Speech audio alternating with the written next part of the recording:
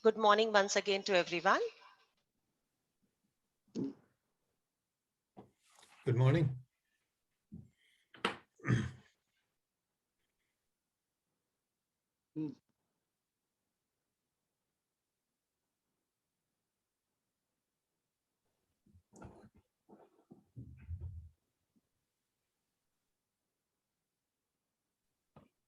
Dear Dr. Misra, good morning. Good morning, sir. Actually, the meeting is full of capacity. This is Rajiv Dwivedi. Right. Okay. So just make sure that people can log in and can get into the Zoom meeting, because I can see that it is reaching on capacity. Okay. Thank you. You're welcome. Swami sir, namaskar. Hello, Rajiv. क्या हाल है? मैं ठीक हूँ sir. Pranam. Are you here or in India? Sir, I am in Washington. Still here. Okay.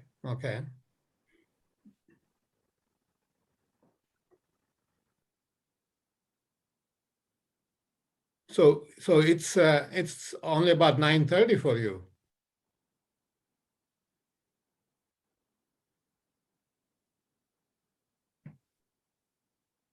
Professor Achal, you start Yes, now. that's correct, sir. It's 9:34. Yeah. So, good morning, a very warm good morning to everyone. Great things happen when there is a gathering of great minds. On behalf of SRM IST Delhi NCR campus, I, Professor Achal Mishra, feels elated in welcoming our guest of honor, our chief guest, distinguished invitees, dignitaries, and faculty members. We are grateful to Honorable Guest of Honor and Chief Guest for accepting the invitation and sparing their valuable time to grace the inaugural ceremony of AICTE Atal-sponsored 5 days faculty development program on lean thinking for sustainable business practices from August 16 to 20, 2021. A warm welcome is incomplete without warm words. It is with great pleasure that we welcome Honorable Guest of Honor, Dr. Piyush Swami, Honorable Guest of Chief Guest, Dr. Bhagwati Prakash Sharma, Respected Dean, Dr. D.K. Sharma, Respected Dean Management, Dr. N.M. Mishra, Respected Dean Admissions, Dr. R.P. Mahapatra, Respected Dean Campus Life, Dr. Naveen Ehlawat, Resource Persons, Brigadier Sanjay Agarwal, Sena Medal, Security Advisor at the Ministry of Home Affairs, Government of India, Advisor, National Highway Authority of India, NHAI. And sir, you are requested to kindly mute yourself, Mishra sir. Yes, sir. And eminent resource persons from industry and academia across the globe. Professor Ravindra Kumar, S.K. Swami sir, Dr. Rajiv Dwivedi sir. So we would like to welcome each and everyone present here today for this 5 days FDP. A huge round of applause, virtual applause for all our dignitaries and guest of honor and chief guest. SRM IST Delhi NCR campus was founded in the year 1997 by Honorable Chancellor Dr. T.R. Parivender, MP Lok Sabha, to impart value-based education in a thought-provoking and novel milieu, favorable for the overall development of its students. It has a glorious history of 24 years, having more than 5,000 students. I'll request all the participants to kindly mute themselves. Capacity है हमारे पास 200 registration है और कुछ लोग और जुड़ रहे हैं मैं बढ़ा देना होगा ना मैम थोड़ा बढ़वा दीजिए Sir, I would like to request N.M. Mishra sir to kindly mute. Thank you so much, sir. Well, SRMIST has a glorious history of 24 years, having more than 5,000 students pursuing their career in various programs, campus offering a wide range of undergraduate, postgraduate, and doctoral programs in different faculties, engineering and technology, management, medicine and health sciences, science and humanities, law and agricultural sciences. The campus excels at providing the ambience and serenity to allow a focused approach towards lean leap, and lead. The world-class infrastructure provides an excellent blend of relevance and rigor to teaching with robust industry interaction and research aimed at solving real-life problems where bright minds meet. The students are empowered with knowledge and professional skills while upholding the values of integrity, tolerance, and mutual respect under the guidance of intellectual and aspiring faculty members. The campus has been known for its education, excellence, and pool of intellects.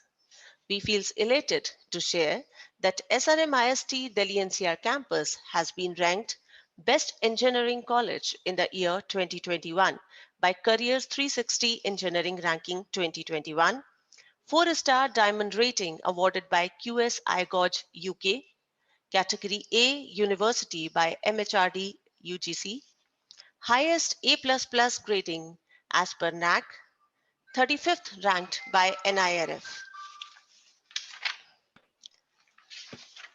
If your actions inspires others to dream more, learn more, do more, and become more, you are a leader. Leaders don't force people to follow. They invite them on a journey. Leadership is the capacity to translate vision into reality. Pankaj sir, you are requested to kindly mute yourself. Mr. Pankaj Chippa, please sir. Thank you. Leadership is the capacity to translate vision into reality. Integrity, insight, and inclusiveness are the three essential qualities of leadership. We have such a visionary leader and a personality with us. Honorable Dr. R.P. Mahapatra, Dean Admissions and HOD Computer Science and Engineering, SRM IST Delhi NCR campus, who has always inspired us and shows the right path to get success. The single best way to impact an organization is to focus on leadership development. There is almost no limit to the potential of an organization that recruits a good people, raises them as a leader, and continually develops them. With these words, I would like to invite a visionary leader, Honorable Dr. R.P. Mahapatra, Dean Admissions and HOD Computer Science and Engineering, to kindly welcome the gathering. Over to you, sir. Thank you, madam. Thank you. Good morning to all of you, and warm welcome to the inaugural ceremony of 5-day faculty induction program on lean thinking for sustainable business practice. It gives me immense pleasure to welcome you all to the FDP on lean thinking for sustainable business practice, organized by Department of the Management Studies and sponsored by AICT. On behalf of the SRM family and myself, I'm privileged to welcome the guest of honor, Dr. Piyush Swami, Professor Emeritus, University of Cincinnati, USA, an eminent educationist in the area of multicultural education. Sir, your words of wisdom shall enrich us and all the participants, resource person, and all the attendees. I'm elated to welcome our chief guest, Dr. Bhagwati Prakash, Vice Chancellor of Gautam Buddha University. Dr. Prakash is an expert on global trade issue, an international visionary, and an accomplished leader. I congratulate our Dean FMS for organizing this FDP on one of the transformational framework, lean thinking, and its application has been a proven technique that provides basic insight of lean thinking to train every person to identify wasted time and effort in their own job and to better work together to improve process. I also extend a warm welcome to Dr. D.K. Sharma, Dean SRMIST, whose guidance and expertise steers this campus and efforts. Further, I welcome our Dean Campus Life, Dr. Naveen Alawat, to this inaugural session. This FDP, the main objective of Atal FDP, the FDP intends to provide financial assistance to facilitate upgradation of knowledge, ਦੇ ਦਿਓ ਫਿਰ ਮੈਂ skill, wait ਕਰ ਲਾਂ ਬਿਟਿਆ and intends to provide opportunities for induction training to teachers employed in discipline, engineering, technology, pharmacy, management, hotel management, architecture, town planning, and applied arts and crafts. A award faculty development program to cover areas such as technical education policy, new concept, methods and techniques, theory and skills development, and upgradation of pedagogy, education and technology. Motivation, communication skill, management, and other relevant issues to keep pace with the changing scenario in technical education. The scheme is designed to enhance the teaching and other skills of the faculty and to make them aware about modern teaching tools and methodologies. It provides an opportunity to acquire knowledge about current technological developments in relevant fields. It will not only promote the professional practice relevant to technical education, but also motivates the faculty to achieve competitive teaching and learning environment, thus channelizing development with respect to academic qualification and personal matters. Well, sustainable business practice has come up in a big way in the past 2 decades, catering multidisciplinary fields emerging as a result of this. And it's not hard to see why versatile business practice has been growing so exponentially over recent years. There has been a steadily increasing demand for innovative ideas. We are inventing our future through strategy, innovation, and leadership. At the dawn of the 21st century, sustainable business practice is coming of age.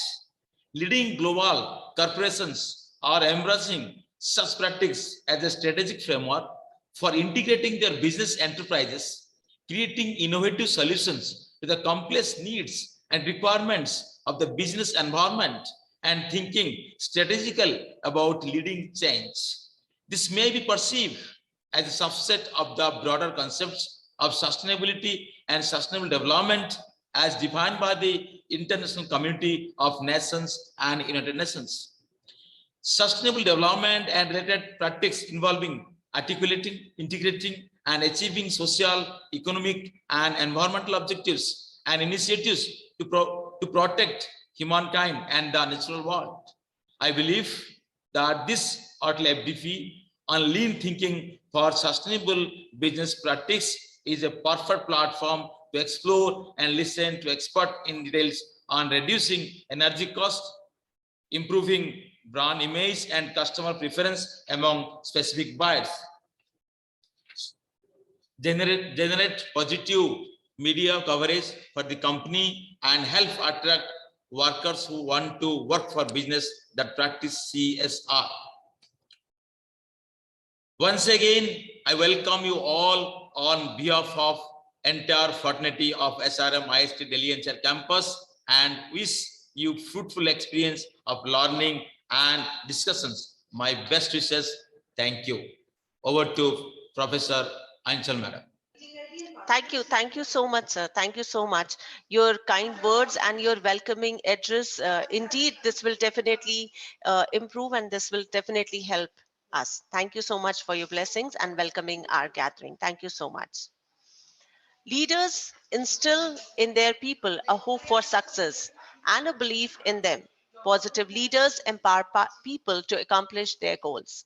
Dr. N.M. Mishra is PhD, MBA, PGD CSA, BHU, MSc, Diploma in Journalism, and FDPM from IIMS Ahmedabad, is heading as a professor and Dean Management at SRM IST, an alumnus of IIMS Ahmedabad and BHU Varanasi. Sir is associated with several institutions and universities for research and training. Sir has more than 24 years of rich experience in academics. Sir is a versatile teacher having multidimensional pedagogy. He has been involved in several training and research programs carried out by different organizations. He has published several research and working papers in leading national and international journals. Professor Mishra is a professional member of various national and international organizations. Currently, he is extensively engaged in research for SCM model and ERP model. Dr. Mishra published patents in the area of data science granted by IP Australia. Dr. Mishra is the advisor to the Harvard Business Review author. He is in the editorial board member of Science Group Publications USA. Sir has been associated with the corporate training in India with companies like NTPC, Hindalco, HCL, New Holland, Infosys, and the list is endless in the areas of AM, OM, and data science. Now, may I request respected Dean Management, Dr. N.M. Mishra, to kindly present the theme of the AICT Atal-sponsored 5 days FTP on lean thinking for sustainable business practices. Over to you, sir. Thank you. Achal, please allow me give me the permission to share the screen. And in between, I am welcoming our Honorable Professor Bhagwati Prakash Sharma ji, the Vice Chancellor of Gautam Buddha University. Sir, pranam, sir. Dhanyawad. Ji, sir. Host, please allow me to share the screen.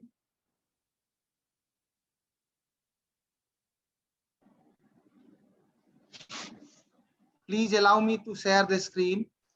Yes, sir. Yes, sir.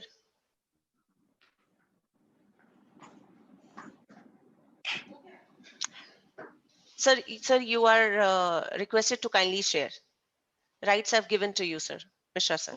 So nice. And I'll request all the participants to kindly mute themselves. If they have any query, they can put this in the chat box. Thank you so much.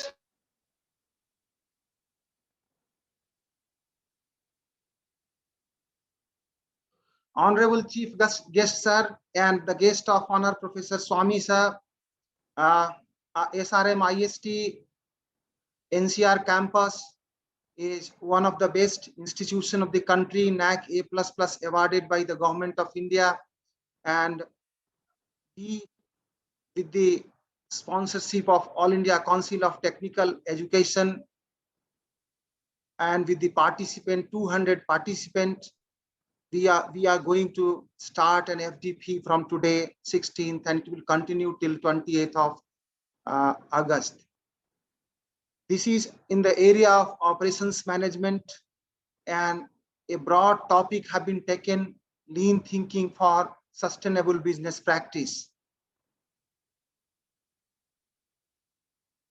Sir, the objective of this particular FDP is to focus on of the online FDP in operation management is to upgrade the teaching and research skill of the management teacher.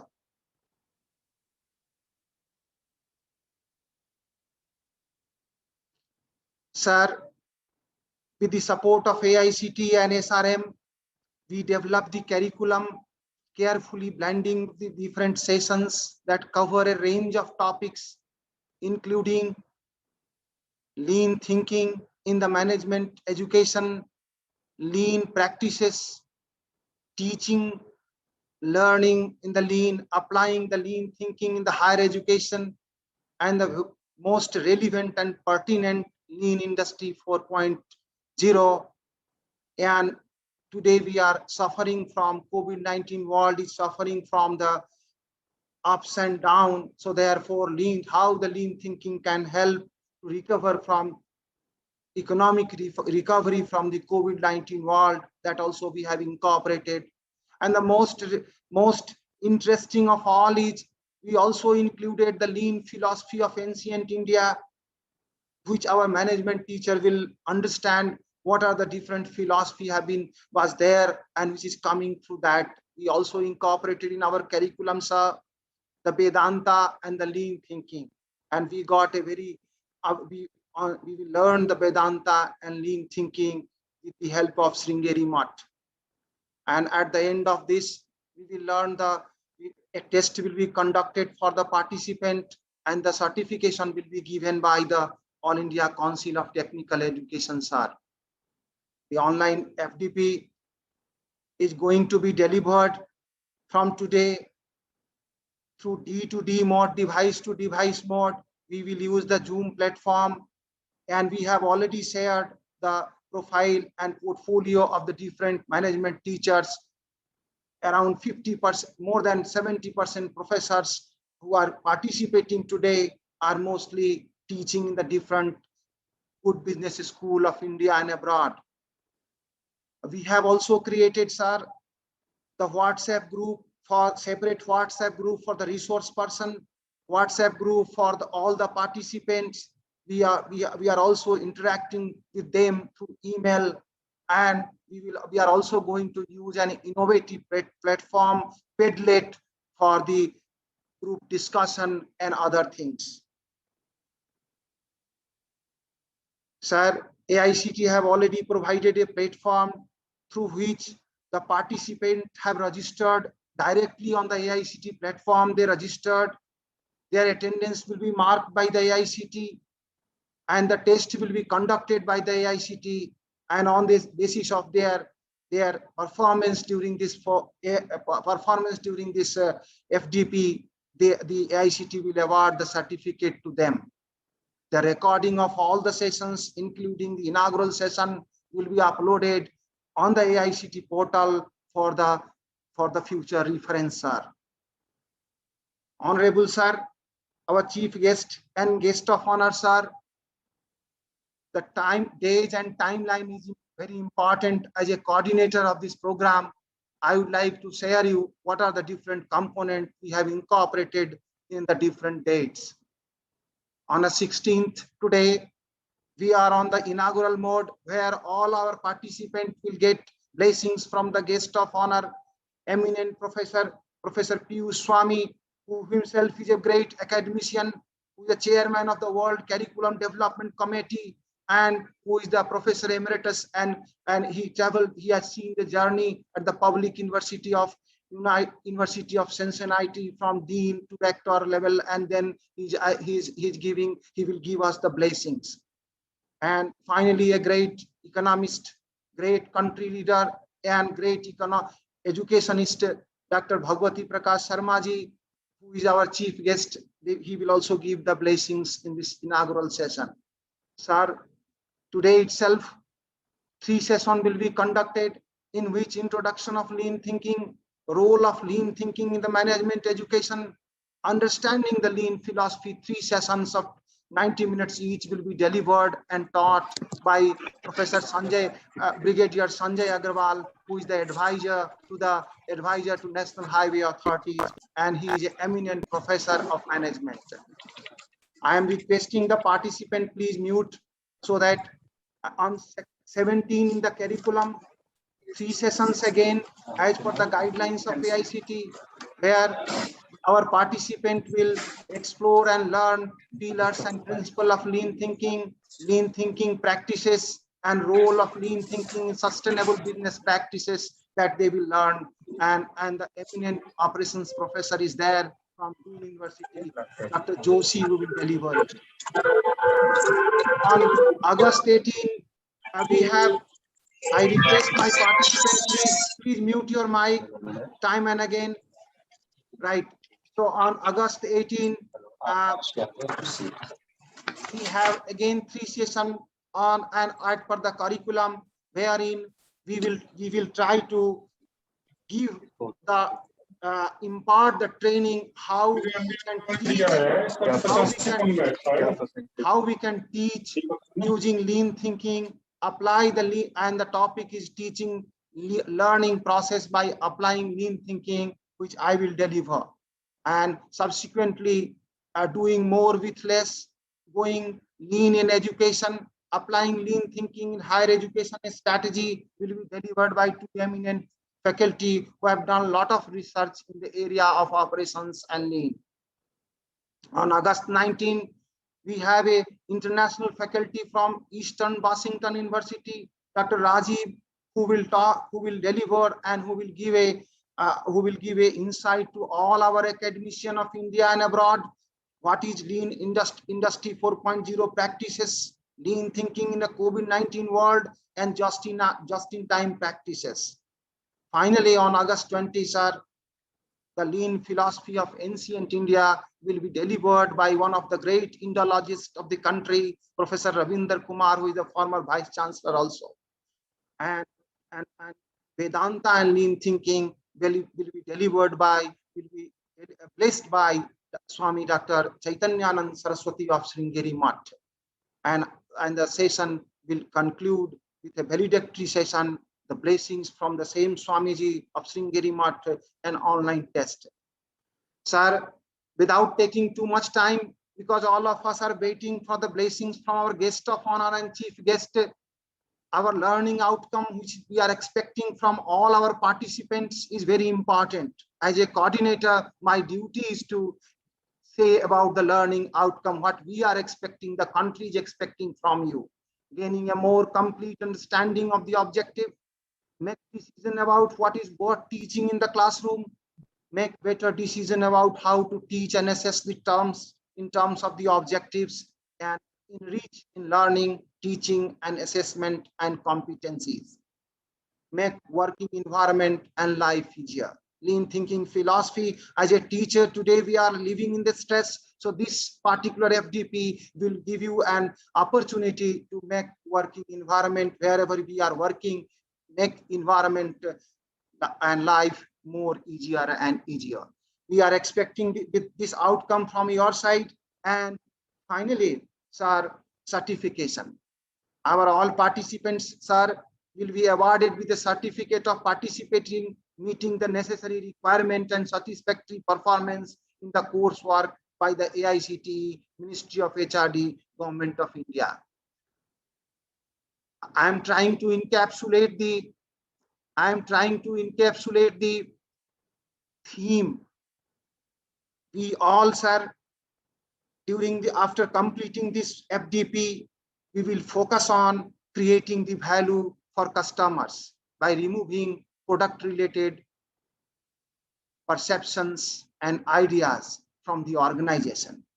Here, maybe education service product or services, both we can see through constant marketing test and customer insight. Whatever we have to design the course and curriculum based on the market test and customer insight.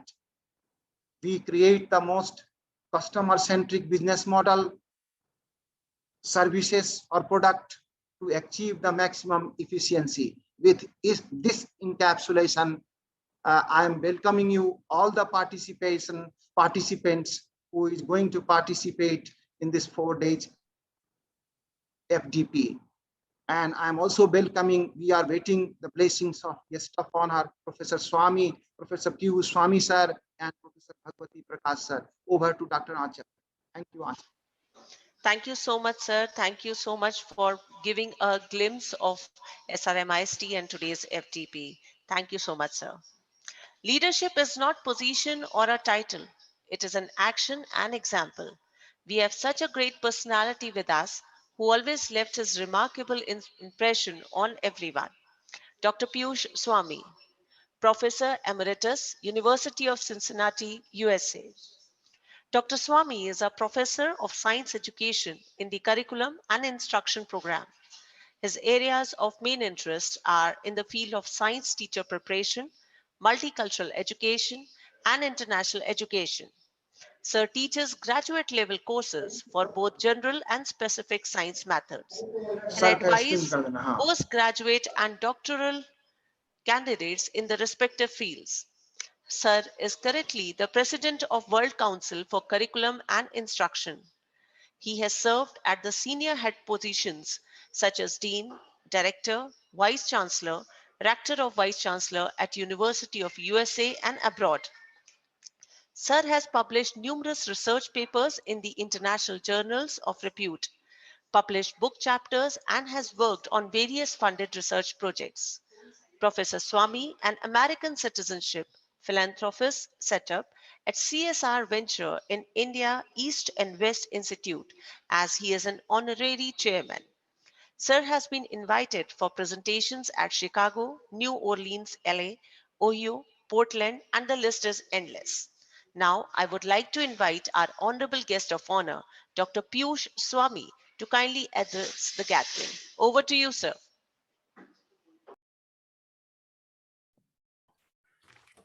I'm very pleased to be here. I think I have some slides that would be available, I think, for sharing. Is that possible right now before I start speaking? Yes, sir. Just sharing in a moment. Okay. Yes, sir. Yes, sir. It's already allowed, sir. All right. So can I see those?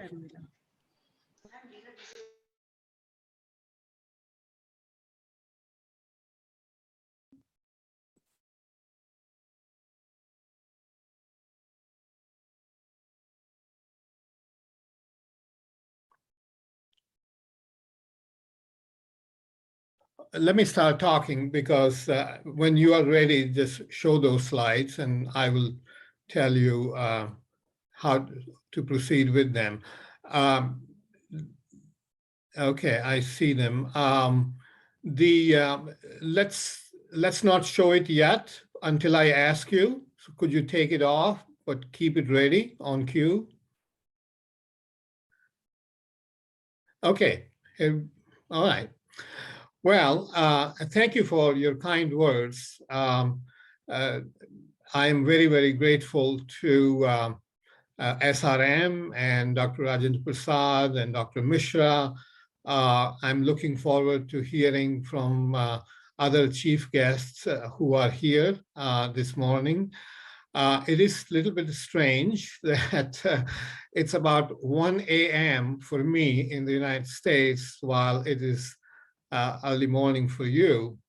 But I want to tell you, this is also one of those days where I'm very proud Indian in the United States. This is, as you know, for me, it's just turned from 15th of August to 16th. So August 15 is always a very important, significant day, no matter where I live, because this is what I believe connects me to India at a much deeper level. So I want to congratulate all of you for this wonderful new year that you are beginning, both academically as well as in the political life of the country. What is strange is that even though we are so far apart from each other, we really are not very much apart. Of course, technology has bridged the gap that existed until just a few years ago when we lived in all different places. Within the last month, as you know, that there have been two attempts made for people to fly out of the Earth's atmosphere into space. And when they came, they said that the Earth just basically looked like a small planet hanging in the space. And you wonder why we have so many differences and so many things that separate us here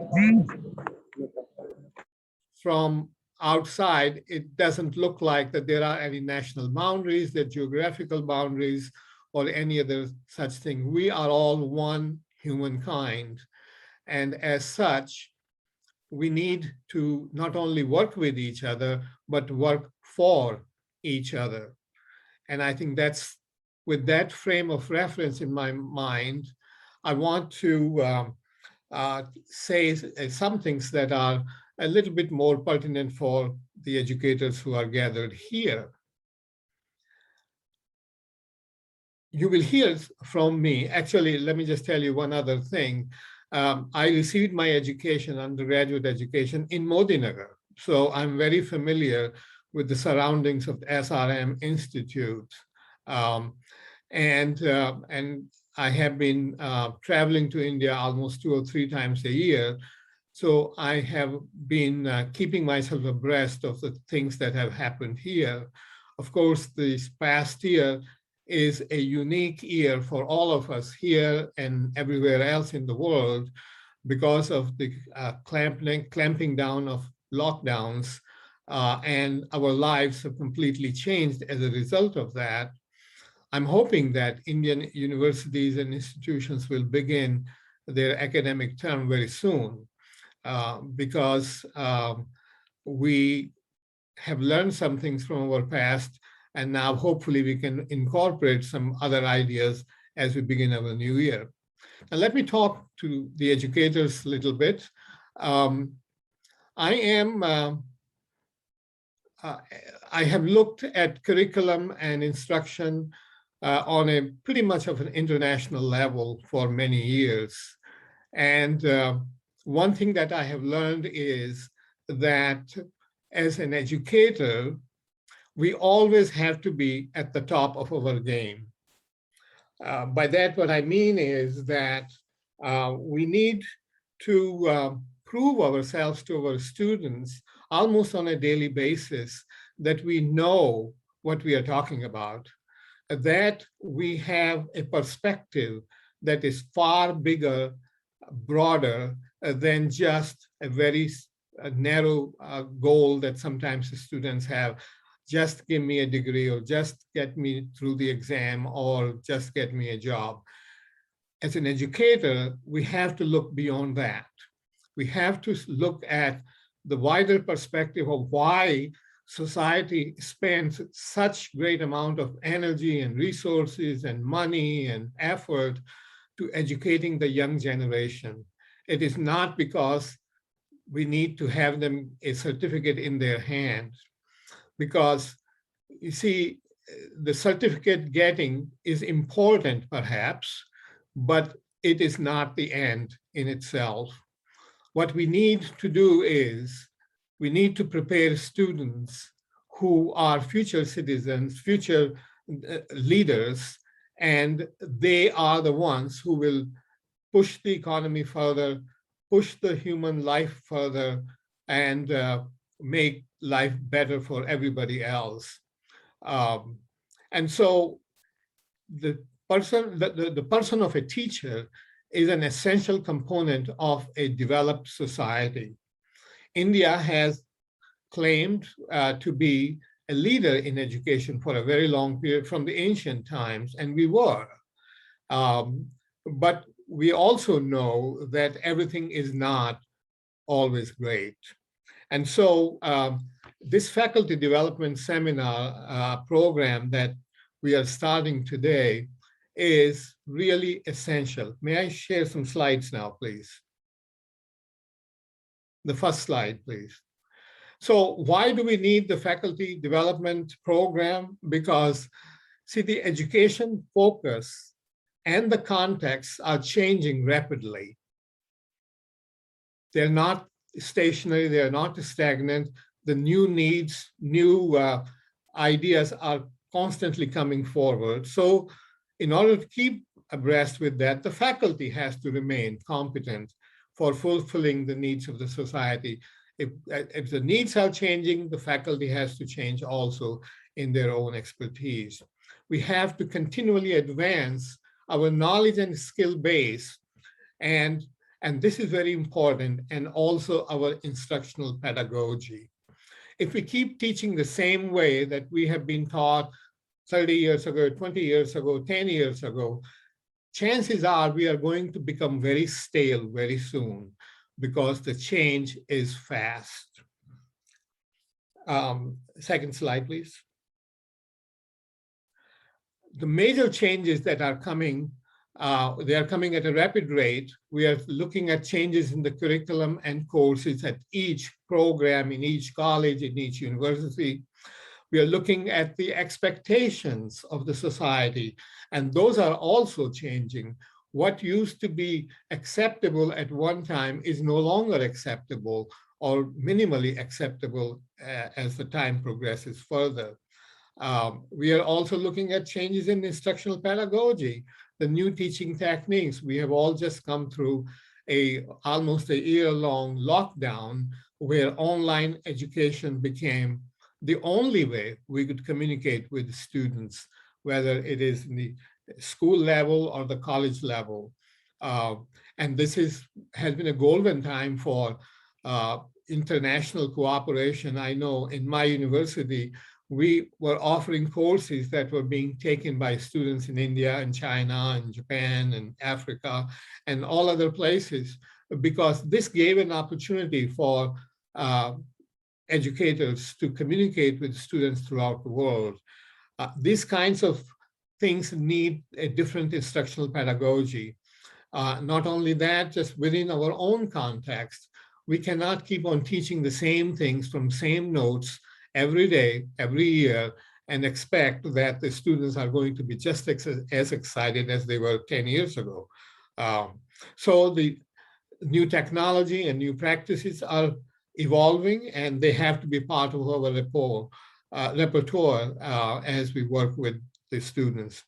We need, obviously, a very close relationship with the practices that are needed and that are demanded by the business and industry. Now, I want to dwell briefly on the role of a faculty member in a professional college. Next slide, please. The role of a faculty that I see is that we need to develop professional skills with a focus on context and application. Theoretical knowledge may be good for some students. It is not going to serve the need of the society. We need more practical education, more practical applications. So we need to be figuring out in every one of our subjects that we are teaching, what is the context that this knowledge will be useful in, and focus on that and how it applies for the betterment of the economy and society. I think and this is really, and I'm going to dwell on this a little bit more in just a minute. I think the critical thinking and problem solving skills are the basic foundation for a successful person in the future, whether it be a mechanic in an industry, or whether it be an accountant in a firm, or any management company, or whatever job that they have. Gone are the days when it was okay to just follow the orders and keep going without any of your own thinking. Now the new problems are appearing every day, every hour practically in industry and business. And we need people who can look at them critically and examine how we can find a solution for them. This is not just knowledge that sometimes we focus on in our courses. We are looking at something else, how this knowledge can be used. How do we equip the students to go beyond just what is on paper and begin to apply in different situations? We are going to have to develop a much more client-centered approach in our education than the self-centered. Now, as I told you, I go to India about 3 times a year. And every time I go to various offices, banks and post office and business offices and so on. And everywhere it is so degrading to see that the person behind the desk is more interested in his or her own work, own interest, and almost pays no attention to the client, who actually is the reason why they are employed in the first place. Somehow we have lost this. Somehow our education doesn't focus on that, or we have demeaned that approach. And what we have begun to see in very large numbers, especially in a country like India, where the attitude is everything goes, that we have lost focus on the clients.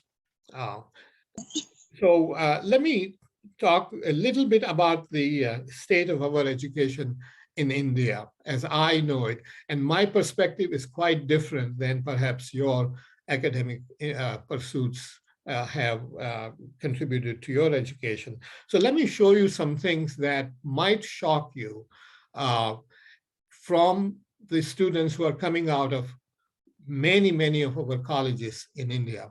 So next slide, please. Next slide.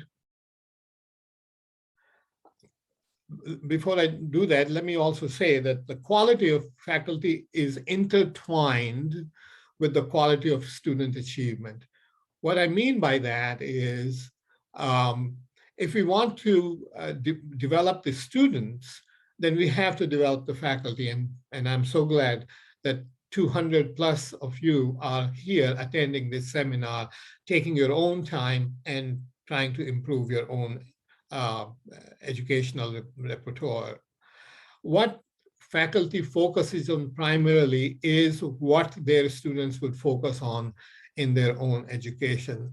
The impact of faculty cannot be downplayed.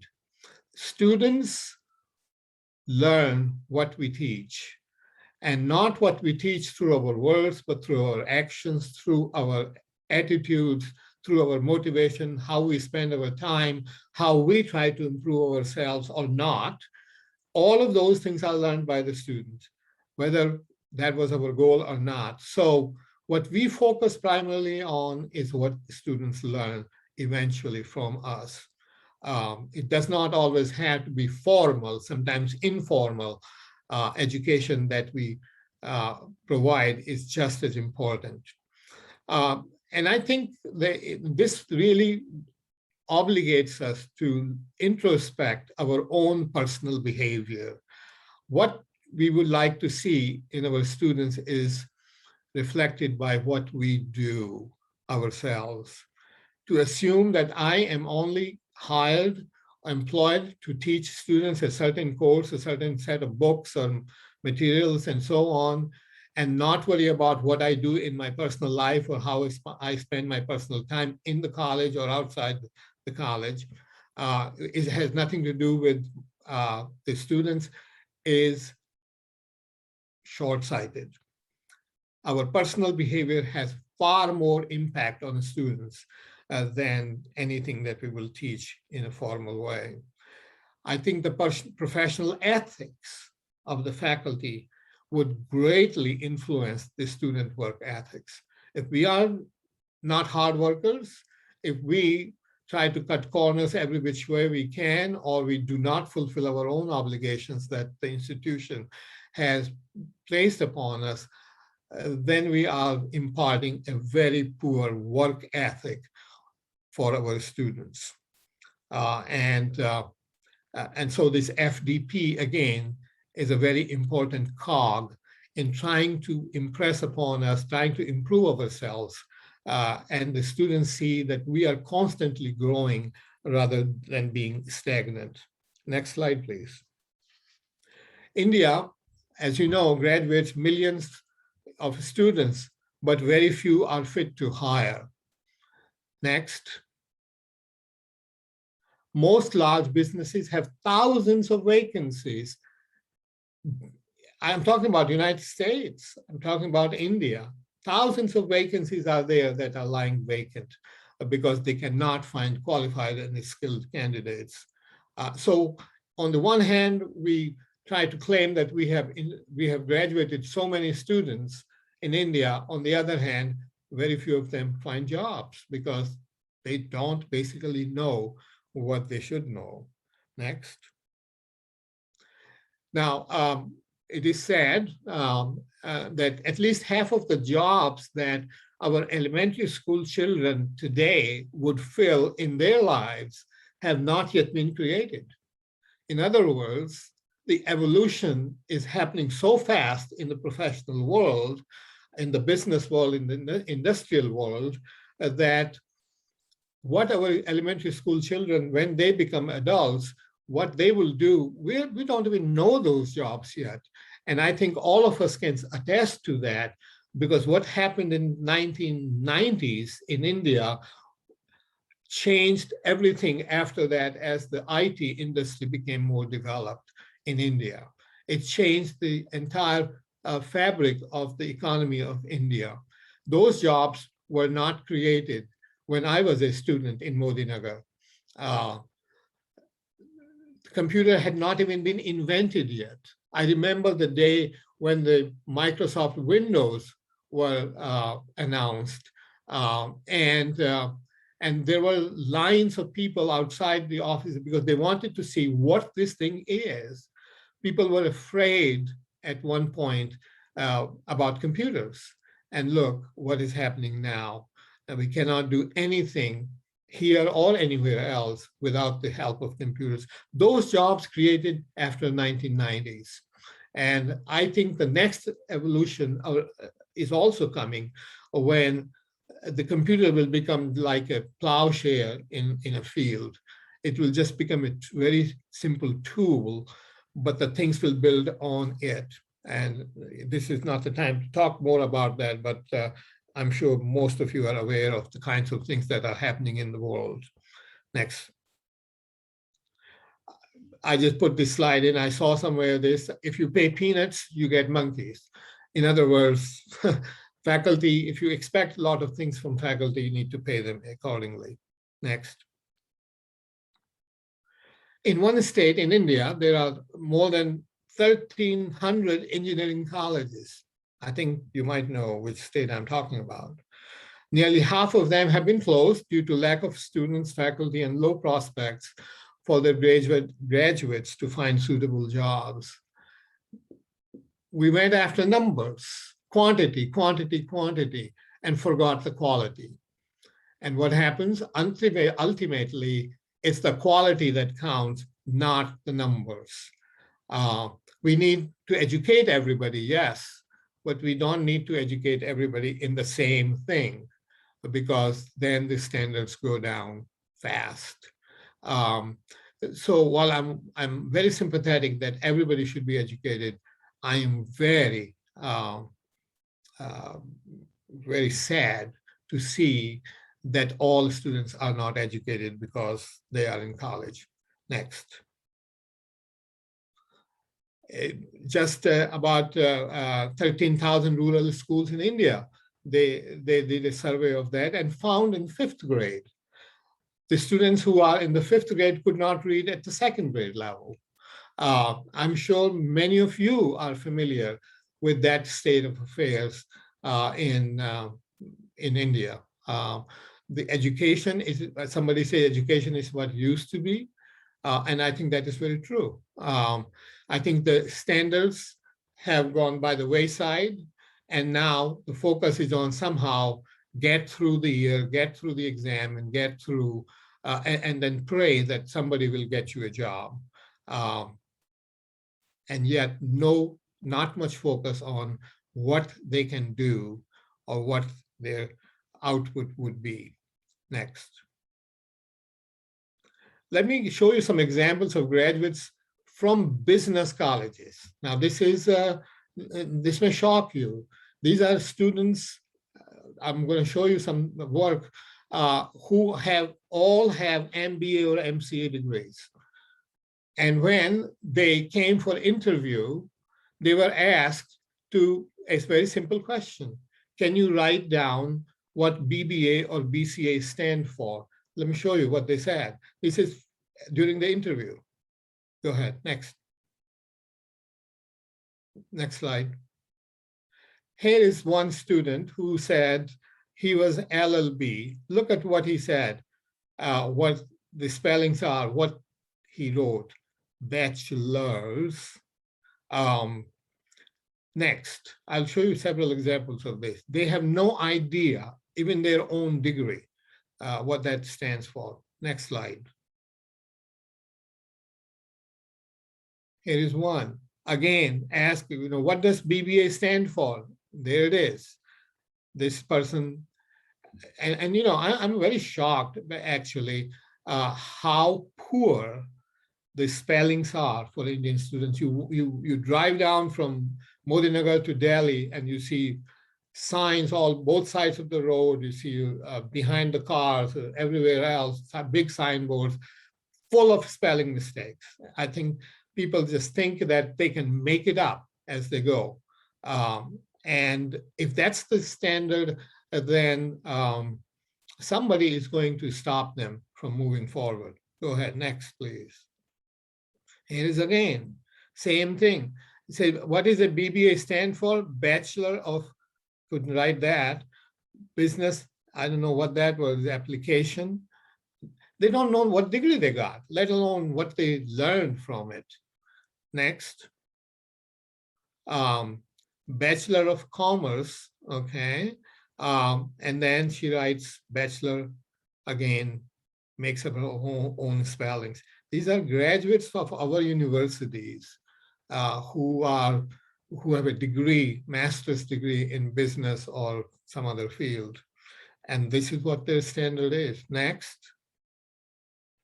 here is another. The uh, MBA, look at what he says, Management of Business Administration. That's what this student thinks.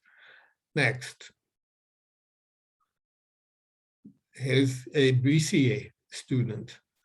Again, my purpose for showing this is, I think we need to focus on product, not necessarily on what process we are using, how many students we have.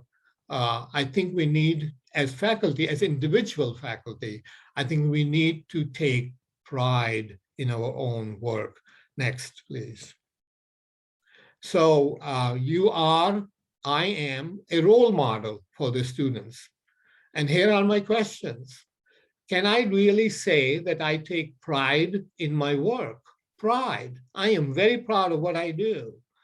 And why am I proud? Because I am a role model, because I do things that my profession says I should do, that I keep up with the education and the skills that I need to have. I would say, are you proud of what your students are capable of doing? It's a very important question. Can we really stand behind our students and what they know and do before they are turned into society and industry? Would you hire your own students for your personal company or business? Would you recommend them for somebody else to hire them? I think this is where I think rubber meets the road.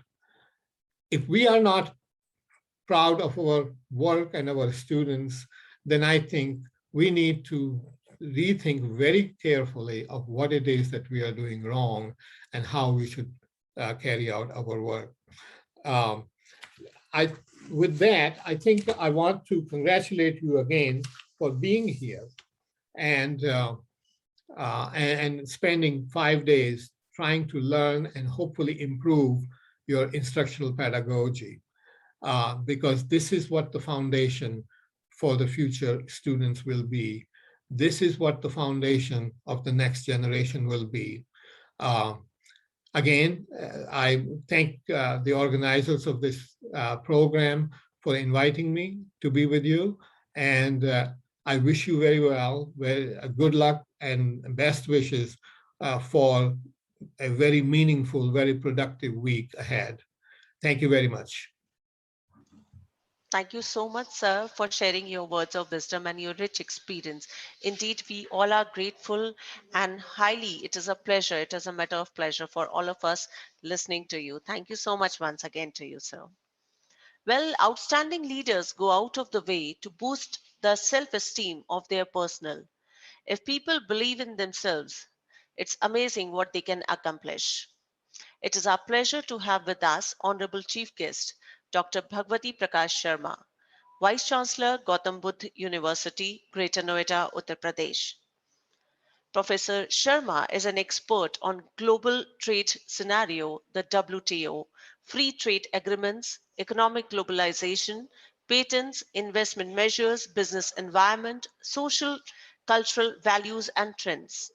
Sir has been keen observer and a regular commentator on all the aforesaid issues ever since the launch of Uruguay round of the talks for the information of WTO.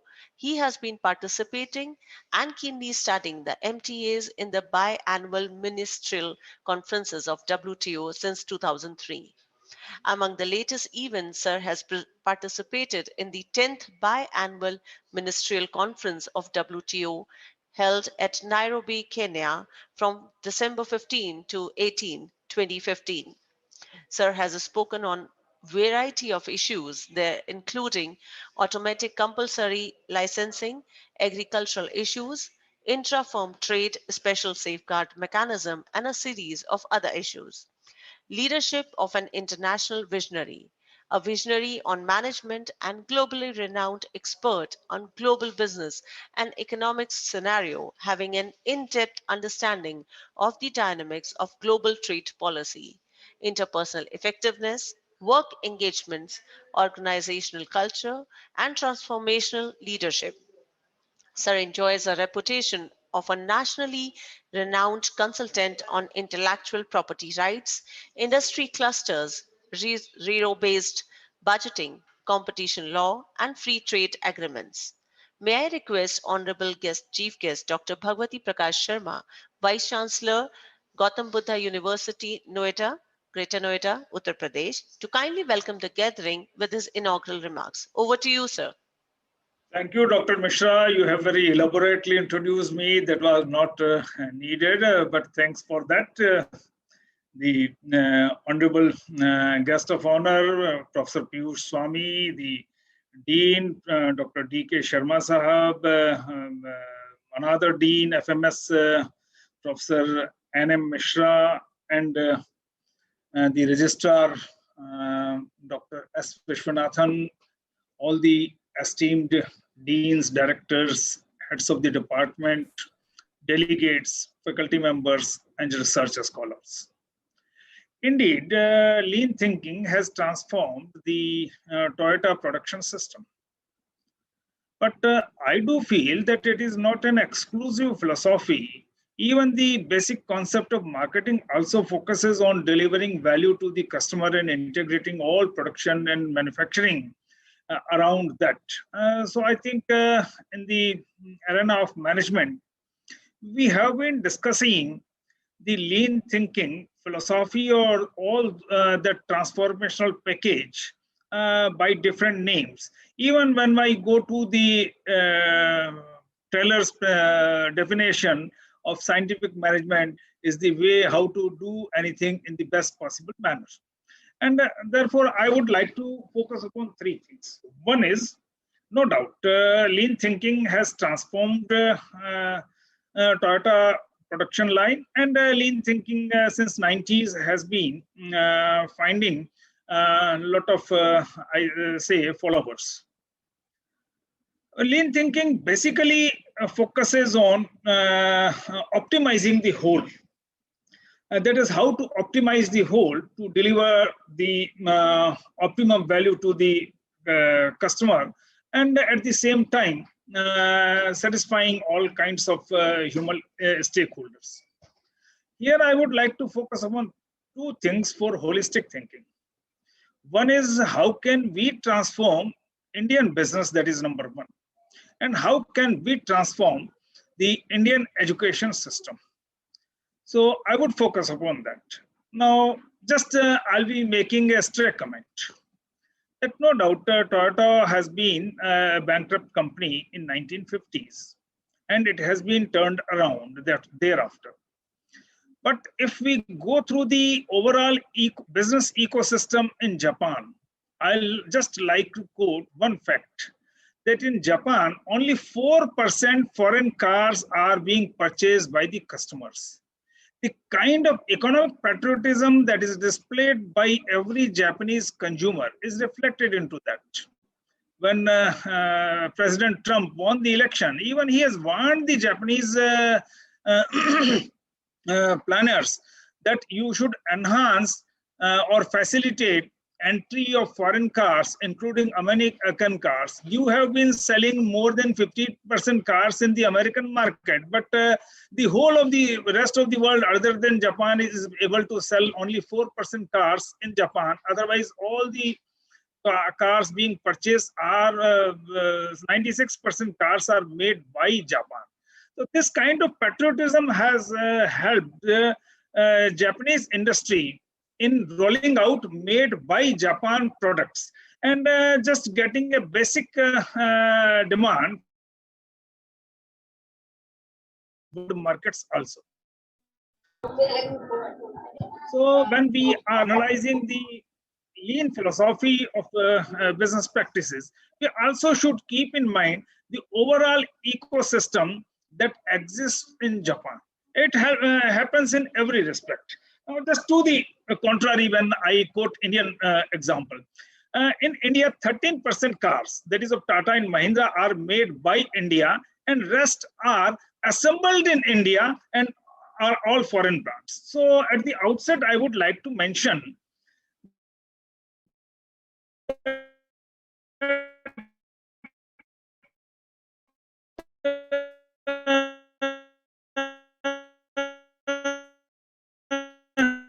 I think when we have that, I think even in manufacturing practices also, when I think we should have an honest introspection.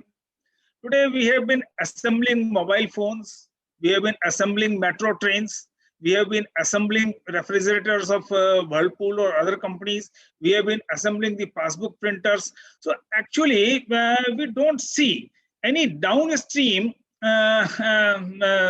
value addition in manufacture of original equipments. And therefore, in India and in Japan, we find just a distinction that in Japan, they have complete downstream value chain of manufacturing all their components and original equipments indigenously there.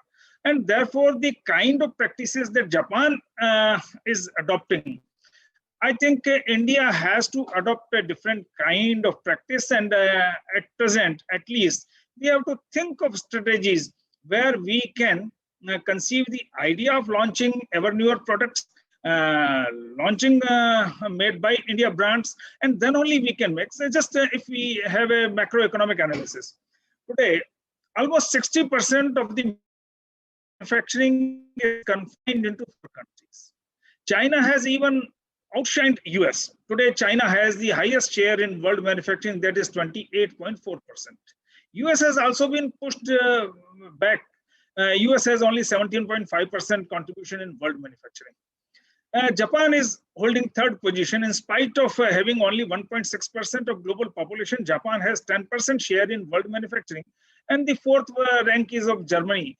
They have about 6 to 7%. So in all, out of a polity of 220 countries, only 4 countries are holding 60% share in world manufacturing, and India, which has 17.6% of the global population in the form of assembly lines. And therefore, I think simply lean thinking would not help to transform the Indian corporates. So we have to think of considering, I'll be coming to a couple of strategies. How can we think launching and promoting made by India brands within the country and outside also, that can help to transform. So just to give a brief focus on education also, I see there are 4 kinds of lacunae in Indian education system. One is we are little bit farther with respect to quality and innovativeness. This innovativeness is reflected in the number of international patent applications being filed. And that is reflected in the overall economic prosperity of every country. For example, we have been applying, our research scholars have been applying for around 50 to 52,000 international patent applications per annum. China is applying, Chinese scholars are applying almost 1.5 million patents applications per annum. They have almost 43% share in the total international patent application filings. And therefore, China has a 28.4% contribution in world manufacturing, and India has only 3%. Just, it is also not solely dependent upon the number of patent applications, but somewhere, if we have to transform the economy and if we have to transform our educational system, we have to be more and more innovative. That is number 1. Another important, even when we see in industrial design registration applications, India has less than 1% share, while China has 23% share in industrial design registration applications. So somewhere, I think lean thinking can help in a case of an existing organization. But we have to create organizations, we have to launch made by India products, we have to launch made by India brands. So I think we have to focus more upon that. Another important thing which I do feel that what we need to do in the area of this, how to occupy a larger space in world manufacturing, because the faculty members of business have to inspire the students in the right direction. And therefore, now how made by India products can help. And just I'll be giving a different example than Toyota. In 1950s, Toyota was already existing and a bankrupt company. At that time, Mahindra was nowhere.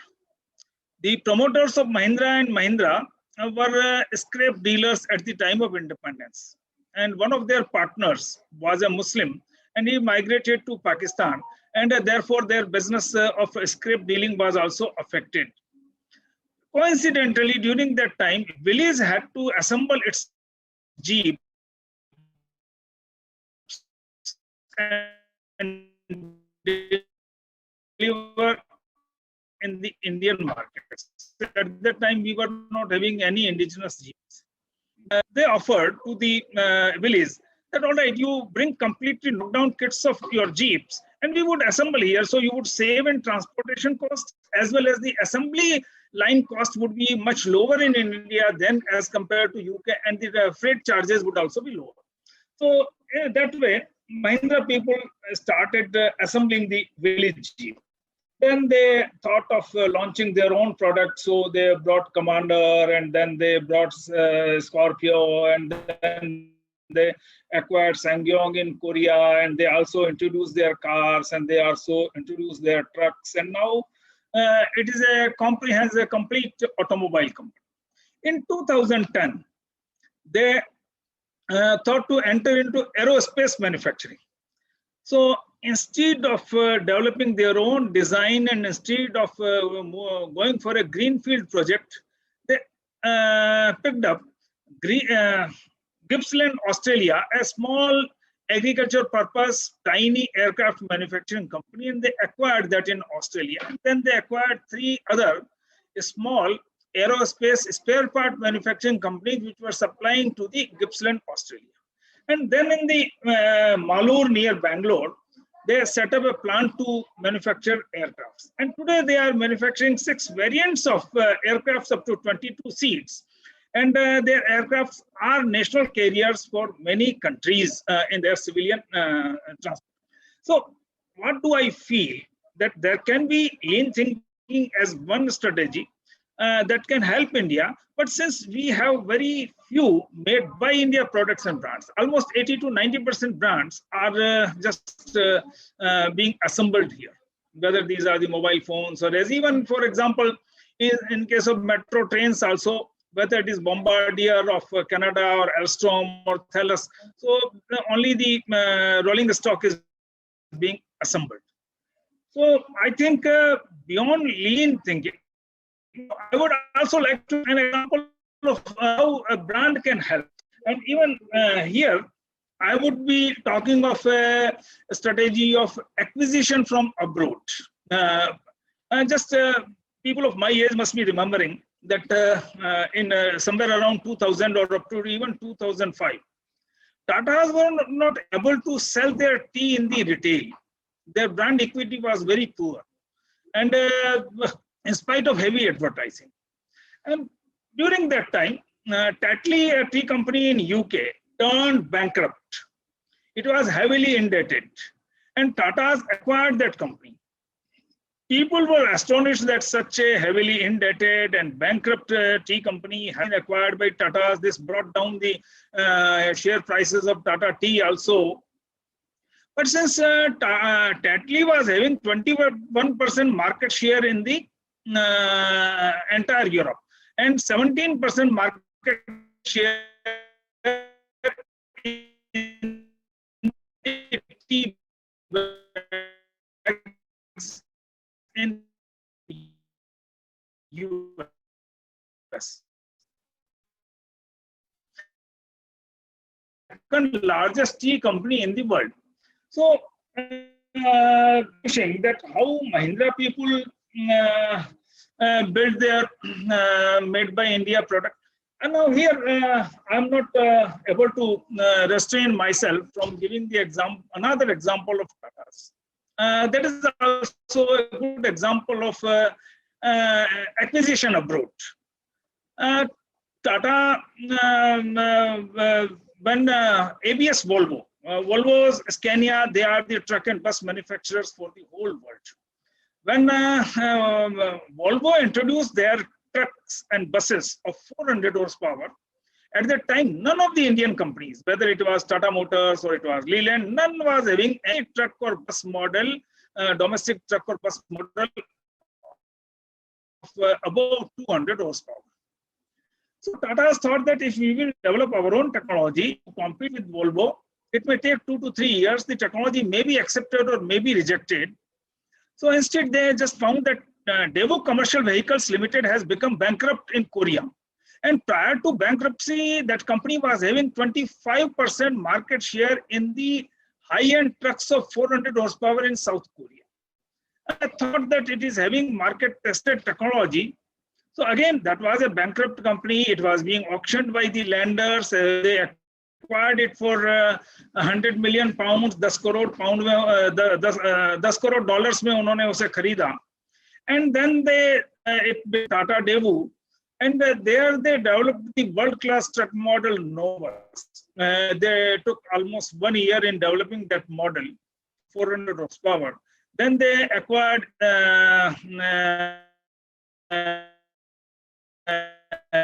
Hispano in Spain.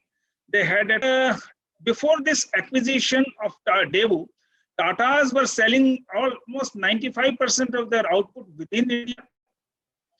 They were somewhere below the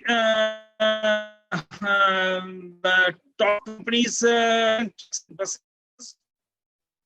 And now today, Tata Motors is manufacturing their Novus and other world-class trucks and buses in almost 40 countries.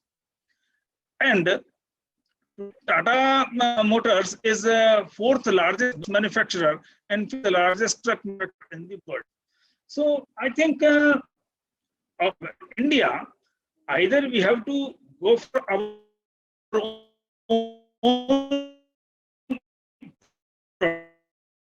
products. Now I'll give 2 more examples. The student Rahul Gupta, who passed out in 2011, and he was having many backs, so he was not eligible for campus placement. So he mobilized one more friend, and they started a small venture because at that time solar was a sunrise sector in India. So they started a small firm, Raise Power Expert. You can see the success story of Raise Power Expert. In the very first year, उस समय 2012 में, the 2 friends wanted to apply for a tender. So they were not having 1,33,000 rupees. मेरे ख्याल में यहाँ जितने लोग हैं उनके सारे स्टूडेंट्स हैं, किसी से भी कहेंगे तो 1,33,000 की अर्नेस्ट मनी के साथ टेंडर भर सकते हैं.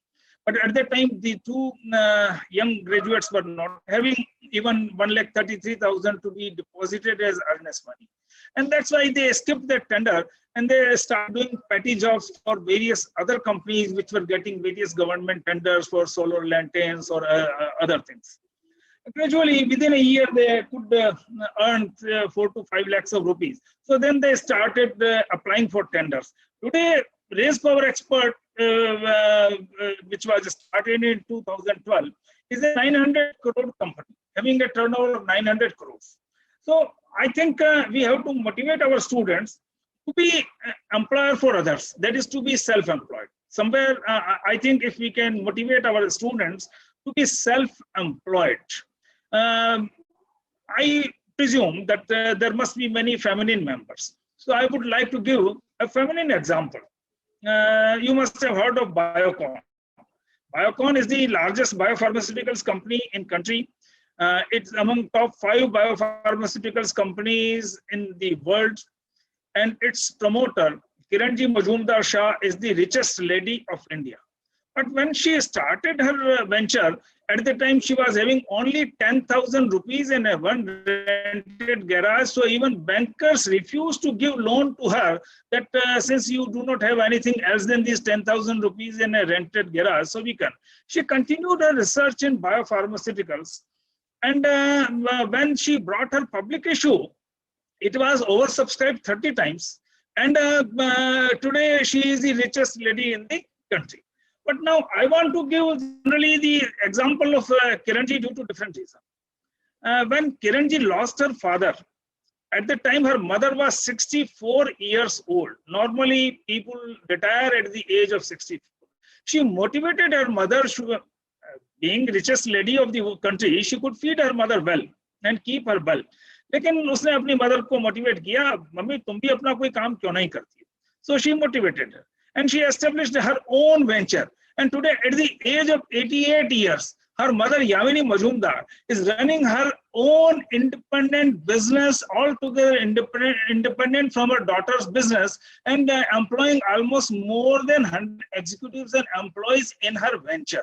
If Kiranji could inspire her mother at the age of 64 years to start a venture, why can't we, the teachers, can inspire our passing out graduates to conceive an idea maybe of a startup, and if it is not of a startup technology based, then it can be a conventional enterprise. But somewhere, I think what do we need? That we need to inspire our students for number one, to be self-employed, to provide employment for others, is into a job seeker and running from pillar to post for a job. Recently, Piyushji was also commenting that Indian graduates are not well employable. If time would permit, I'll be dealing with that issue also. But I think we have a big task to inspire our students to set up something of their own, and they can note good brands like Rahul Gupta. There are hundreds of such success stories. That is number one. Another important thing which I would like to bring into the notice of all the people, that if anybody gets a job in a corporate sector, then he should think of promoting more and more products and brands. For example, even in softwares, India is called as software capital, but in software product exports, we have less than 1% share. Finacle है Oracle का जो banking के लिए, या there are very few products like today Zoom or Google Meet, or unless we launch our own products. So even in the field of software, and therefore why can't we develop a data analytics software like SPSS? I think if 4 of the engineering colleges like or NITs or 3-4 companies, they form a consortium, we can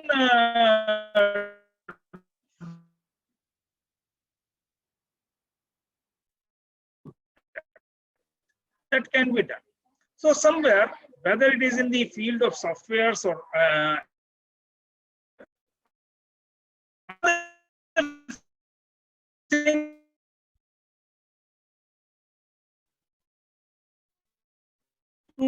defense, right from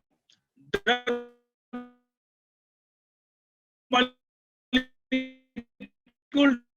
development to therapy.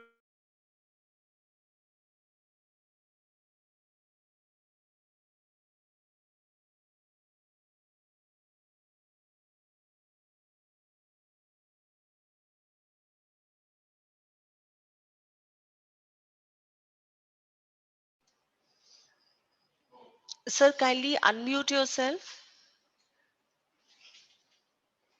Sharma sir, you are requested to kindly unmute yourself. Thank you.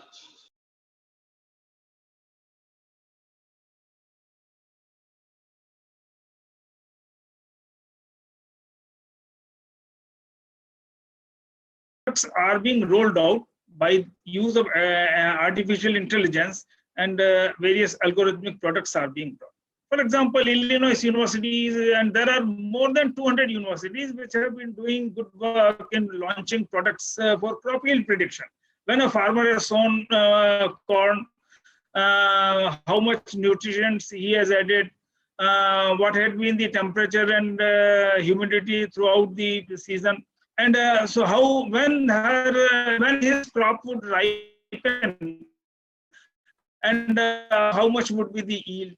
So in India also, we companies have developed very good algorithmic products to predict cancer, lung cancer. They have just fed the data of millions of X-ray films into big data analysis, and now they have developed an algorithmic solution on the basis of which, simply from an X-ray film of lungs of any individual, it can be predicted who is likely to have lung cancer. So our small dispensaries to Apollo, every clinic would be requiring those softwares from China.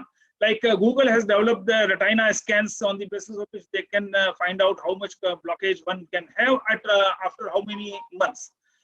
Similarly, in defense, Israel has made a very good breakthrough.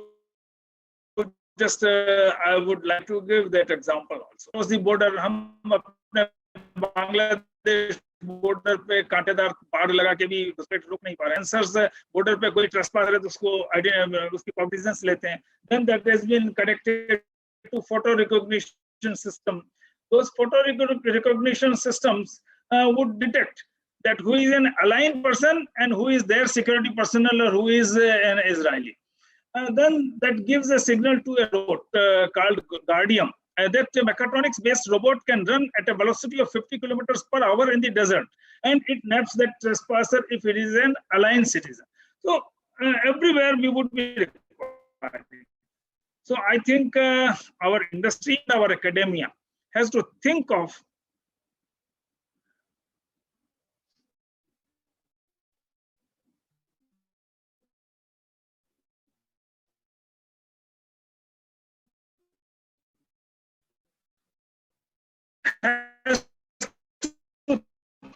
think of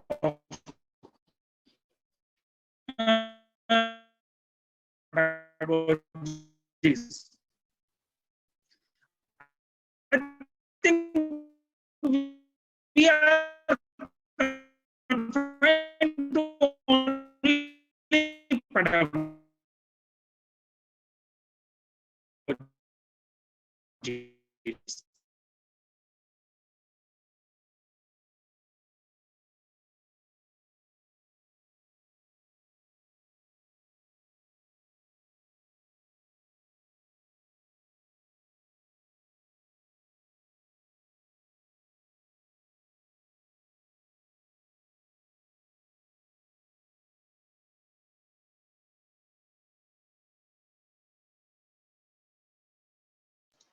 I think there is some technical issues at the end of our chief guest.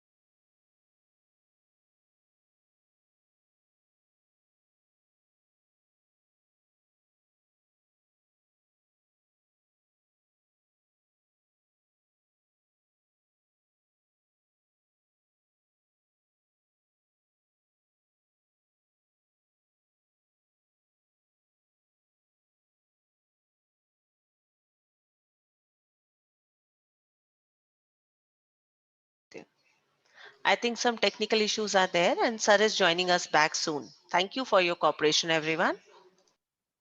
Yes, sir is joining. I think some connection problem.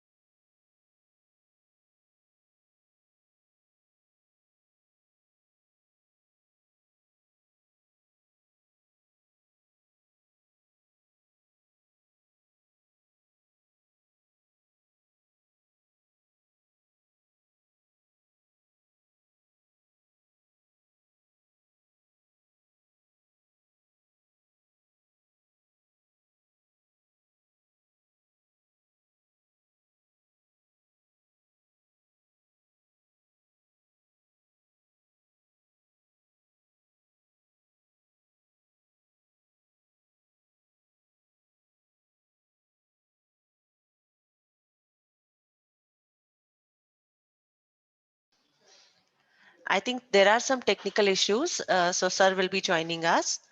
By the time we would like to talk about we would like to invite our Dean, Dr. D.K. Sharma. So we all know great leaders do not desire to lead, but to serve. Dr. D.K. Sharma is the Dean of SRM IST Delhi NCR campus, Ghaziabad, is BE in Electrical Engineering from MNIT Allahabad, ME from IIT Roorkee, and PhD from NIT Kurukshetra. Sir has served PSU in different positions for about 9 years in quality assurance and testing and R&D department. Sir has authored several research articles in international journals and conference proceedings and has been the editor of international conference proceedings and books. Sir has participated in many international and national conferences as session chair and member in steering, advisory, and international program committees. His tenure in NCR campus has been truly enriching as the campus is progressing in terms of academics, research, social work, industry tie-ups, internships, and perception. Now, may I request Dr. D.K. Sharma, Dean SRM IST Delhi NCR campus, to talk about the expectations from this AICT Atal sponsored 5 days FDP on lean thinking for sustainable business practices. Over to you, sir. Thank you, Dr. Anjal Mishra. Am I audible? Yes, sir, you are audible, sir. Good morning to one and all. Chief guest, Professor BP Sharma ji, Vice Chancellor, Gautam Buddha University, Greater Noida. Guest of honor, Dr. Piyush Swami ji, Professor Emeritus, University of Cincinnati, USA. Keynote speakers present here. Dr. Vishwanathan ji, who is not here, who is Deputy Registrar of SRM IST NCR campus. Dr. N.M. Mishra ji, Professor and Dean, Department of Management Studies, and Coordinator of this FDP. Dear heads, faculty members, and participants, it is my pleasure and honor to welcome our chief guest, Professor BP Sharma ji, and guest of honor, Professor Piyush Swami ji, in this Atal FDP on lean thinking for sustainable business practices. I am thankful to our chief guest and guest of honor for sparing time out of the busy schedule and being with us today for this noble cause. Thank you very much, sir.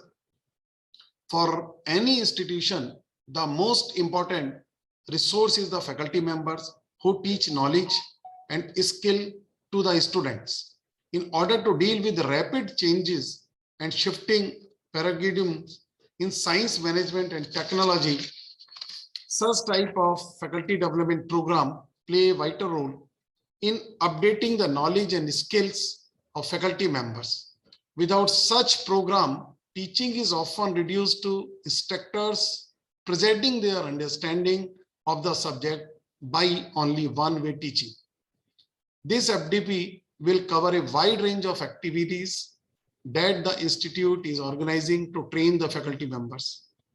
The program is designed in such a way to improve the performance of the faculty members in education, research, and administration.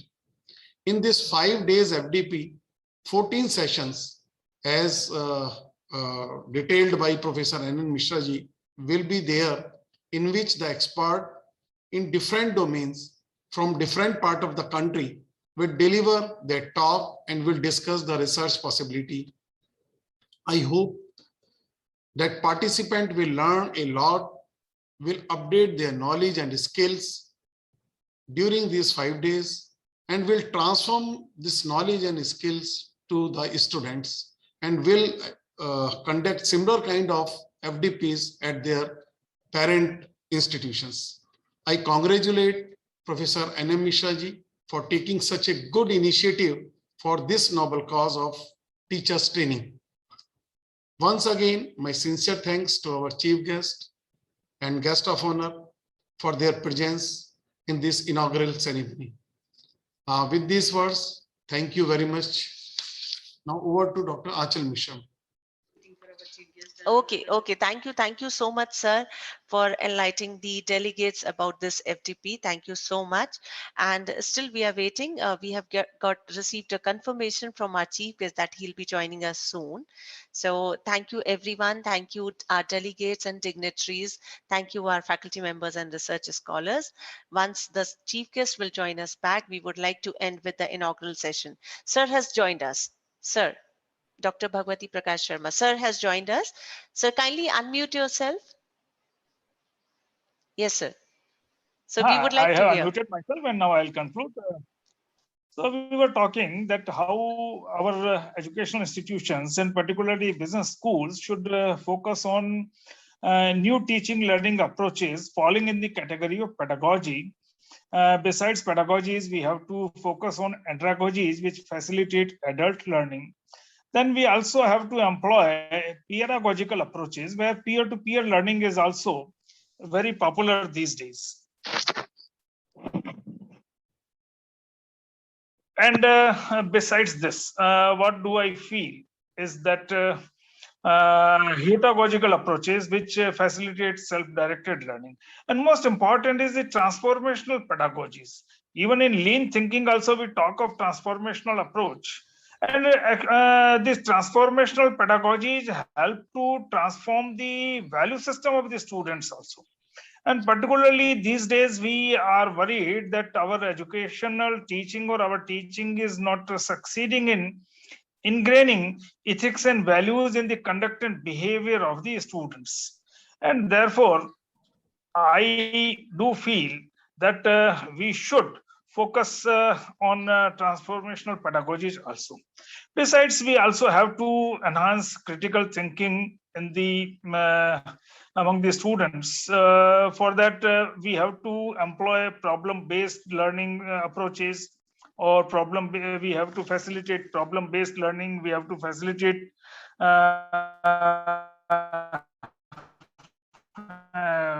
project-based learning.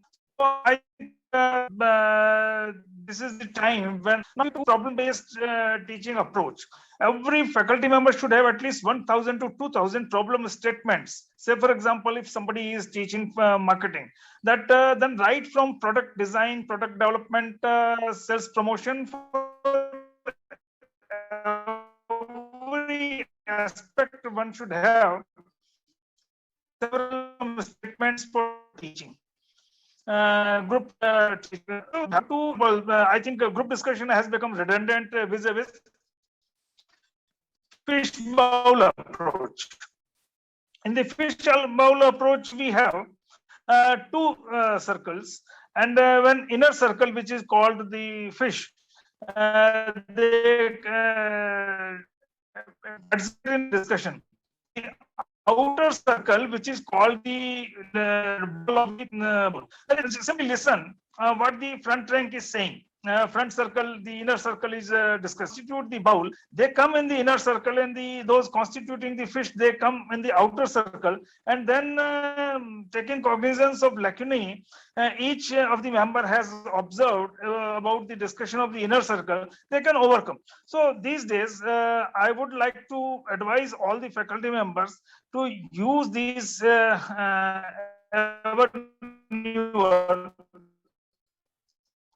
teaching learning approaches. So I think business practices, we earlier used to talk of lean season marketing and all those things. So from lean thinking, I think in teaching, we should analyze the whole, and we should use those approaches. That is what I would like to. I have already taken too much time, so I would like to conclude here with my best compliments for all the delegates, that they go with a lot of teaching learning approaches, and they get equipped with all the desirable tools or strategies required in teaching. So once again, I convey thanks to the organizers, and I think I also feel that too many interruptions have come, but you had very good patience. So I convey my best compliments to everybody. Thank you. Thank you so much, sir, for delivering such a beautiful speech and talking about your words of wisdom. Indeed, we are very grateful to you for joining us back. We all understand during this pandemic, some technical issues might be there, but we all have to adopt this new learning. Thank you for your cooperation and thank you, sir. Thank you once again.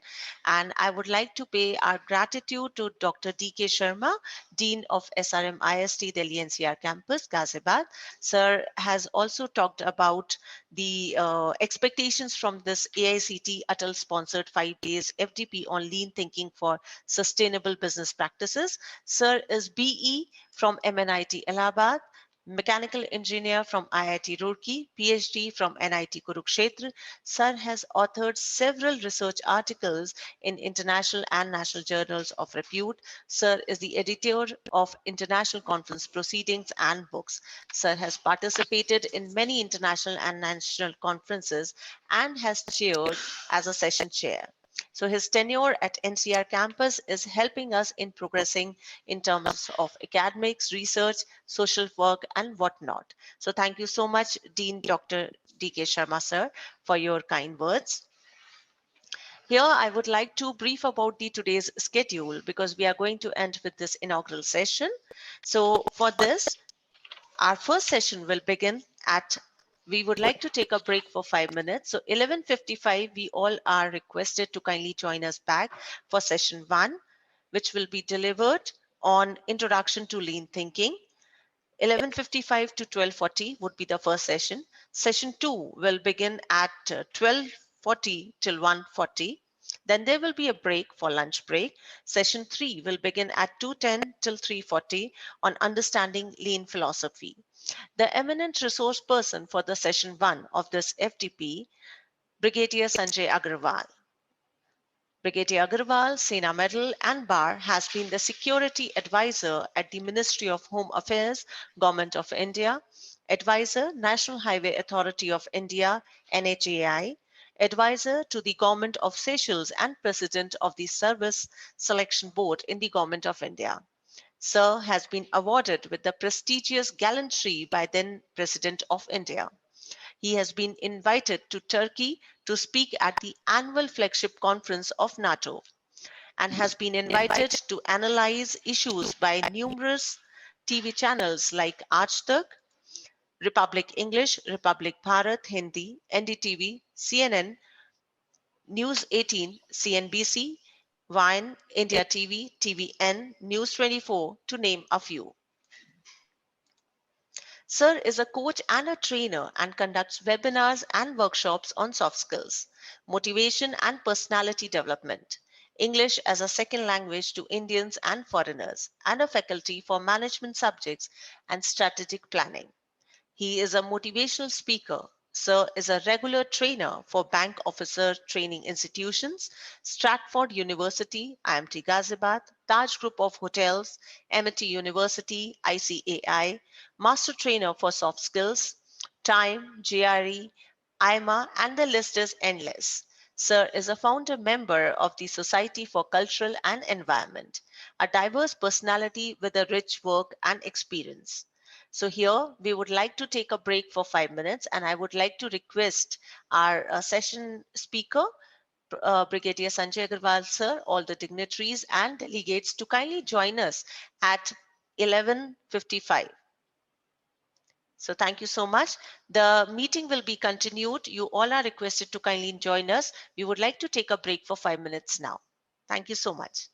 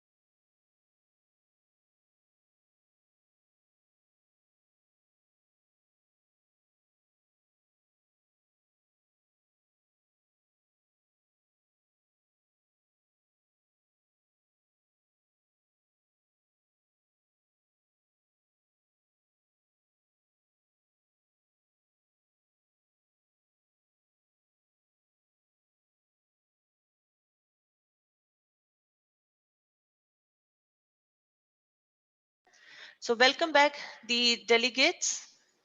And I would like to request Brigadier Sanjay Agarwal, sir, to kindly begin the session. Over to you, sir. And the rights have been assigned to you to share the slides. Yes, I just realized that 1 second ago. So here it is.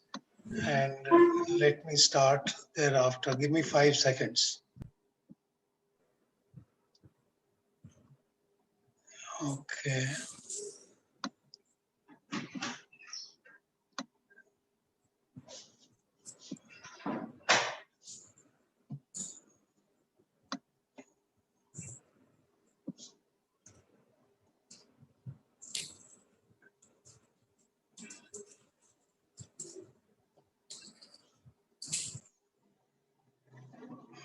That is why I was requesting them early so that these last minute fine tunings, which always land up in spoiling the initial part.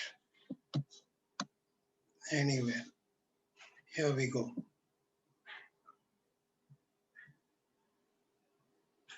Okay, so you can see me? Yes, no, Yes, sir, please? you are audible and you are visible, sir. And the screen is also visible there. The slide is visible on the screen, sir. And the slide is visible on the full screen? Yes, sir. Yes, sir. So meeting controls have gone where? You are screen sharing. So you can see only my PPT or you can see the rest of my full screen also? No, sir. Sir, only the PPT screen is visible. Okay, great. So we are good to go. So it gives me great pleasure. It's an honor. Thank you, management of SRM IST, NCR, and Dr. N.M. Mishra, and the erudite educationists of the SRM family. And it was illuminating to hear our guest of honor and Dr. Piyush Swami sir. Last 1 hour. Sorry? 1 घंटा बचा है. And the guest and the chief guest, Dr. Bhagwati Prasad sir. And now I will try and still break off as per schedule time. We are now at noon, 2 minutes past noon. So with that as a start point, let me cut out the frills and go straight into what I propose to do next. The first two, there are 3 sessions today. The first and third are linked. Introduction to Lean Philosophy and the understanding of the Lean Philosophy. With that as a background, let me club these two and take them together. And thereafter, broadly speaking, after lunch, I will take the other part on the role of lean thinking in management education. So this is how I propose to go about it in the before lunch session.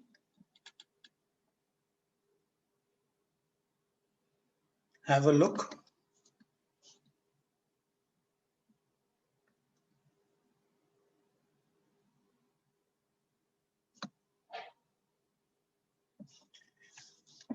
You see, today our society is more and more preoccupied with sustainability, and therefore the role and responsibilities of a university are actually changing. The delivery of education has now to be done with a business management approach even more than earlier. There are financial pressures from both sides. On the revenue side, most of the B schools which do not have a major brand name are facing an admission crunch. So there is a drop in revenue compounded by the pandemic. And on the cost side, there are a number of fixed costs which remain, and the variables decrease only marginally with layoffs. Net, the costs are increasing. So revenues down, costs up. And therefore, we have to focus on making an effective cost-benefit analysis and proceeding. Lean tools and principles can be applied. They started off with the Toyota production system and manufacturing, but the business world has realized that fundamentally they can be applied to many different products and services, and they help us remain competitive. So with that, what is lean? And therefore lean thinking. The term lean thinking was coined by James Womack and Daniel Jones to capture the essence of their in-depth study in the 1980s of the Toyota's production system. Also note that some American authors also like to attribute Henry Ford's Model T assembly line as a lean methodology in the early 1900s. Well, yes, the spirit was definitely there. Whether the semantics was there or not, to my mind, is immaterial. The assembly line was definitely a step in keeping with the spirit of lean thinking. Some other people also attribute this to W. Edwards Deming, sometimes called the father of quality management. He had postulated and later proved that cost-effective yet excellent results could be produced through process improvement. This is a key phrase, process improvement. The core principle of lean, therefore, is that every process should add value, and we will spend time to understand value. In our case in the normal case, value is defined not by the producer of the good, but by the consumer of the good, the customer. And therefore, in the case of educational institutions, the major consumer customer is the student. The second tier of customers are the teaching staff, then the non-teaching staff, and in the wider circle, the local community and the larger society. So lean thinking is a transformational framework that aims to provide a new way to think about how to organize human activities to derive more benefits to society and more value to individuals while eliminating waste. Now, this word waste, we will take some time over it as we go on to understand what is waste here. Anything which doesn't add value is waste in this terminology. So lean thinking is a way of thinking about any activity and seeing the waste inadvertently generated. And this needs to be ideally cut off, practically mitigated and reduced. Example, if you look at Air India and Indigo Airlines from Indus Globe Aviation, and you look at all the metrics, even if you don't look at metrics, you know it, that there is a lot of wastage in very many procedures of Air India, and therefore till late it was losing 5,000 crore rupees annually, which is about 15 crores a day. And today Indigo has got about 50% of the market share. Second example, if you compare a public sector bank like SBI with a private sector bank like ICICI or HDFC, you will see waste in the public sector bank. A lot of it has been removed in the last 15 years, 20 years. They were late to start automation and information technology tools, but they've caught up well, and yet they are behind the private sector banks. Many people feel so. So there is waste there. So lean is about creating the most value to the customer while minimizing resources, time, energy, effort.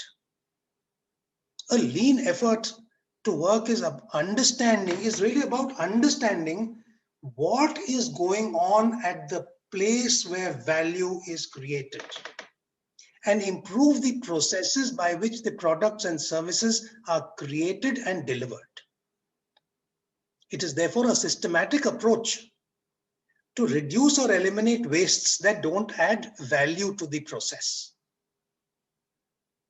It ensures high quality of products and services and customer satisfaction.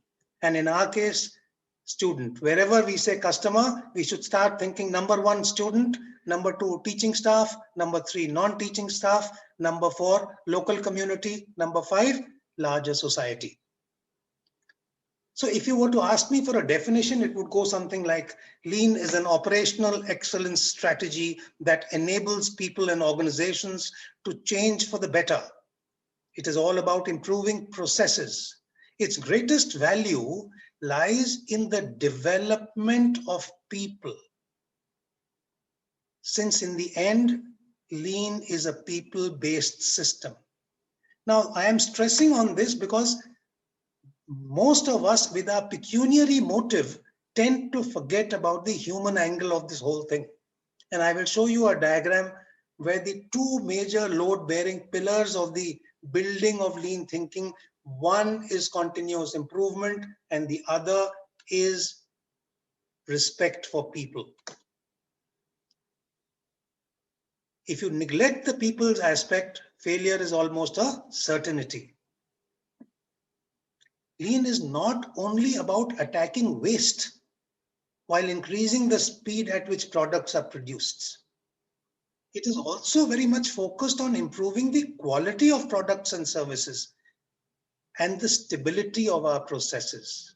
And when we talk of Six Sigma, this stability of process and the reduced variations in output will come in there. The next question is why so many organizations are using lean to improve their business and, more importantly, the lives of their employees. And the answer to this, just think when you went last to a hospital, maybe for your COVID injection jab, or any sort of a service center. And you could clearly see that there were certain things that you did right from the time you drove into your car parking to your finding out where the reception was, etc. The whole process, that certain things in some places are done very well. You don't have to walk much. They don't take too much of time. And where the lines are long, there are more number of counters. And where the transaction is fast, the number of service people doing the work for you are less, etc. It's very well organized. But many of us have had horrible experiences as well. So if you practice lean thinking, it will help you reduce process cycle time. It will help you improve the product or service delivery time. It will reduce the number of defects generated. It could also help you reduce inventories. And I will give you in the post-lunch session specific examples of what universities can do for lean thinking. And they will therefore optimize your resources for key improvements. It is a never-ending approach rather than a one-time event. That also we should remember. Now, for those of you who've done some work on this, I would like to draw your attention to the fact that lean thinking has actually evolved in 3 directions. And I want to mention them. All 3 are good. But this differentiation is good for the people who are gone beyond the basics. Lean thinking first type people are those who seek to understand dynamic gains rather than static efficiencies. For this group of thinkers, lean thinking continuously evolves as they seek to better understand the possibilities. Their vision is not hindered or limited. They lean think any new activity. They are focused on doing the right thing. And only then doing the thing right. The difference between strategy and tactics. The second category of people are those who have interpreted the term lean as a form of operational excellence and have turned focus aimed at taking costs out of the processes, reducing costs. Lean activities are used to improve processes without ever challenging the underlying thinking.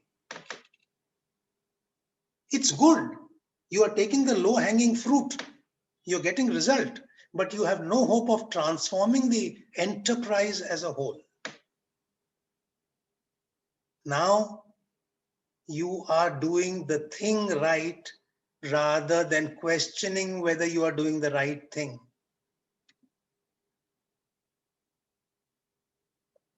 And the third category of people, they look at it as an application to all learnings gathered from the industry and adapted to a whole new set of scenarios.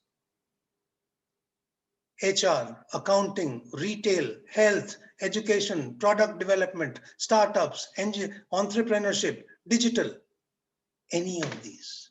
So these three directions, all good, but obviously if your vision is unfettered, so much the better. Now coming to learning objectives, day after tomorrow, all three sessions will be focused on implementing lean thinking in higher education. And on the last day, as Dr. N.M. Mishra already said, lean insights from the traditional wisdom of ancient India would be shared.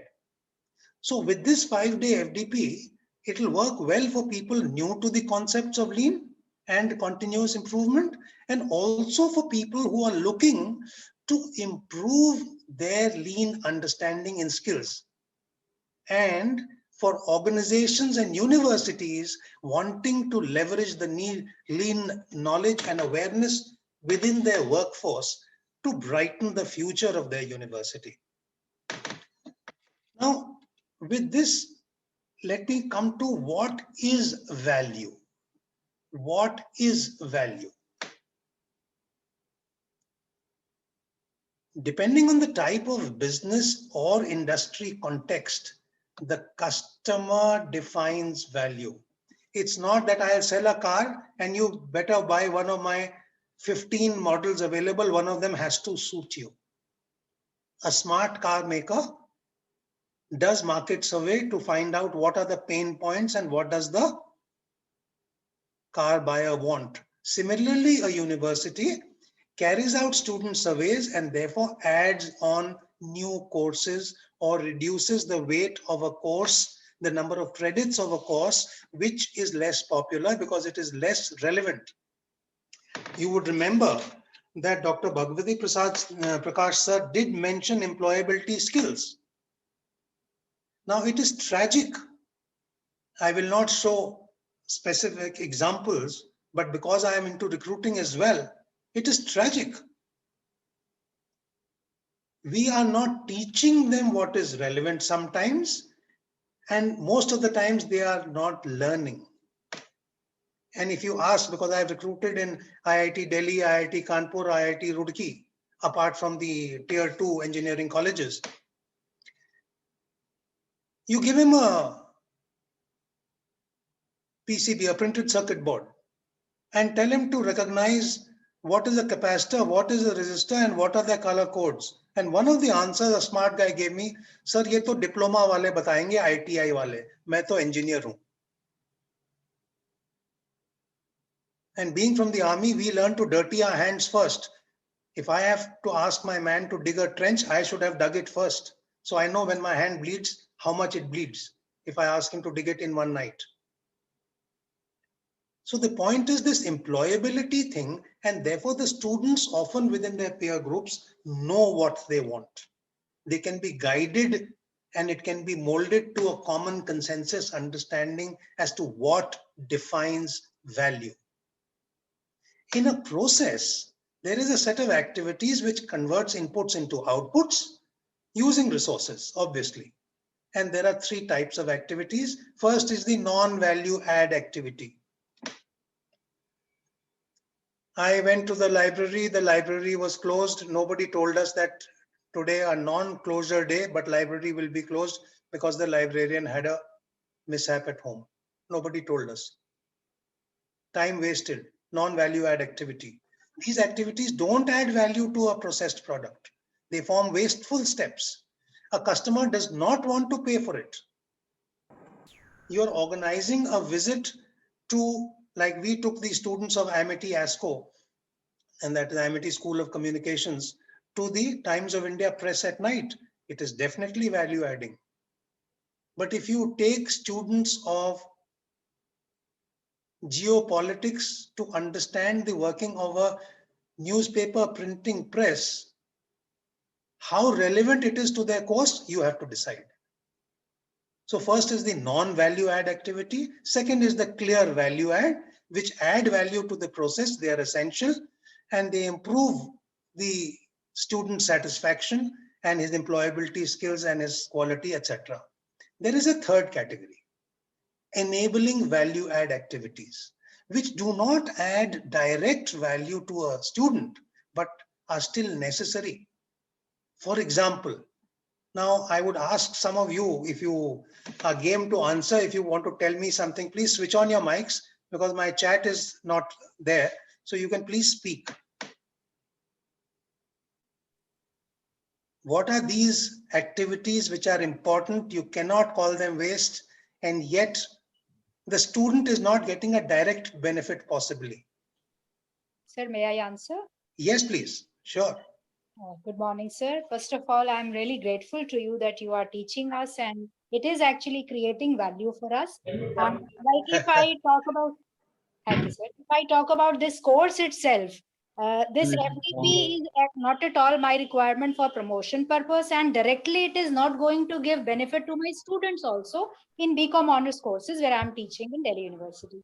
So that ways I am learning certain things which are definitely going to enhance my knowledge and ultimately indirectly would be transferred to students. Thank you, sir. Thank you, Dr. Dingra. Very well said. That is an example I had in mind, this FDP itself. Anybody else? Anybody else? Actually, I am J.C. Frederick, sir.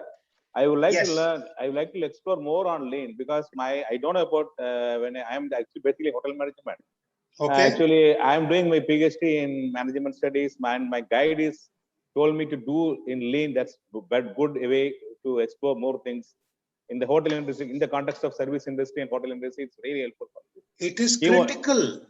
And I will give you examples from hospitality, though my example is from airline hospitality. Yeah. Excellent, Jesu Frederick. Yeah, that's why even I wanted to know. I already done the courses, but I want to explore more things. That is why I registered the CFP. Very good. Thank you. Thank you very much.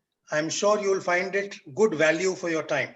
Thank you, sir. Now look at what universities have to do for regulatory and compliance activities. They involve time, effort, money. And because it is regulatory compliances, they have to be done.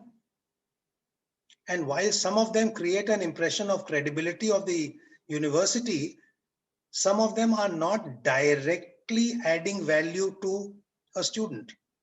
So these could be some of the examples of enabling value add activity. And thank you for your response. The aim of lean is to identify the non-value adding activities and minimize them. Let me now, this hospitality, since we've spoken about it, let me straight away give this to you. There was a time 20 years ago, and I'm sure Dr.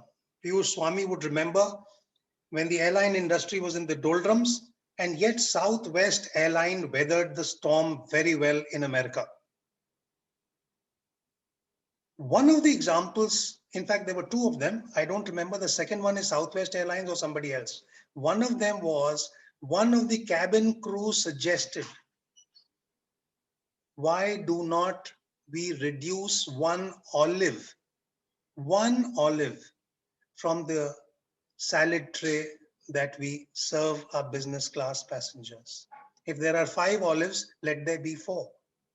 And you look at the thousands of meals served every day. it led to a major saving. And this will come from the grassroots level, because that cabin crew knows that 50% of the people may even not eat that olive because the flavor may not be suitable, because it's available in 13 flavors. It's not my favorite flavor. Second example, again, from the airline hospitality. And this person also got an award, a monetary award. This person said, why are we printing the airline logo on the paper, tissue paper, hand towels that we are giving, the napkins that we are giving? What value is it adding for the flyer? He's the customer. She's the customer. So, these kinds of things will come to you from the grassroots level. And then I come on to value stream mapping. It is an important start point for lean thinking. So the value stream map is actually like a drawing. You could use a computer or a pencil and paper and plot the operations, steps, inputs, outputs that make a process. And in that process, you will identify where is value being added to the student. So it is more powerful than simply process mapping or layout diagrams, because it captures the information flow. It could also capture the material flow. It could also capture other key data. When we come to the flow and the pull, you will have inventory pileups. This value stream mapping will catch it, because suddenly your storeman will say कि sir, पिछले 5 साल की surplus किताबें रखी हैं. Those books are now out of syllabus, but they are still lying in my store, because instead of ordering 5,000 books, at that time 12,000 were ordered. So that's an inventory problem. Worse, it's holding space, and your space costs money. So your warehousing cost has gone up, and you're keeping something which is waste.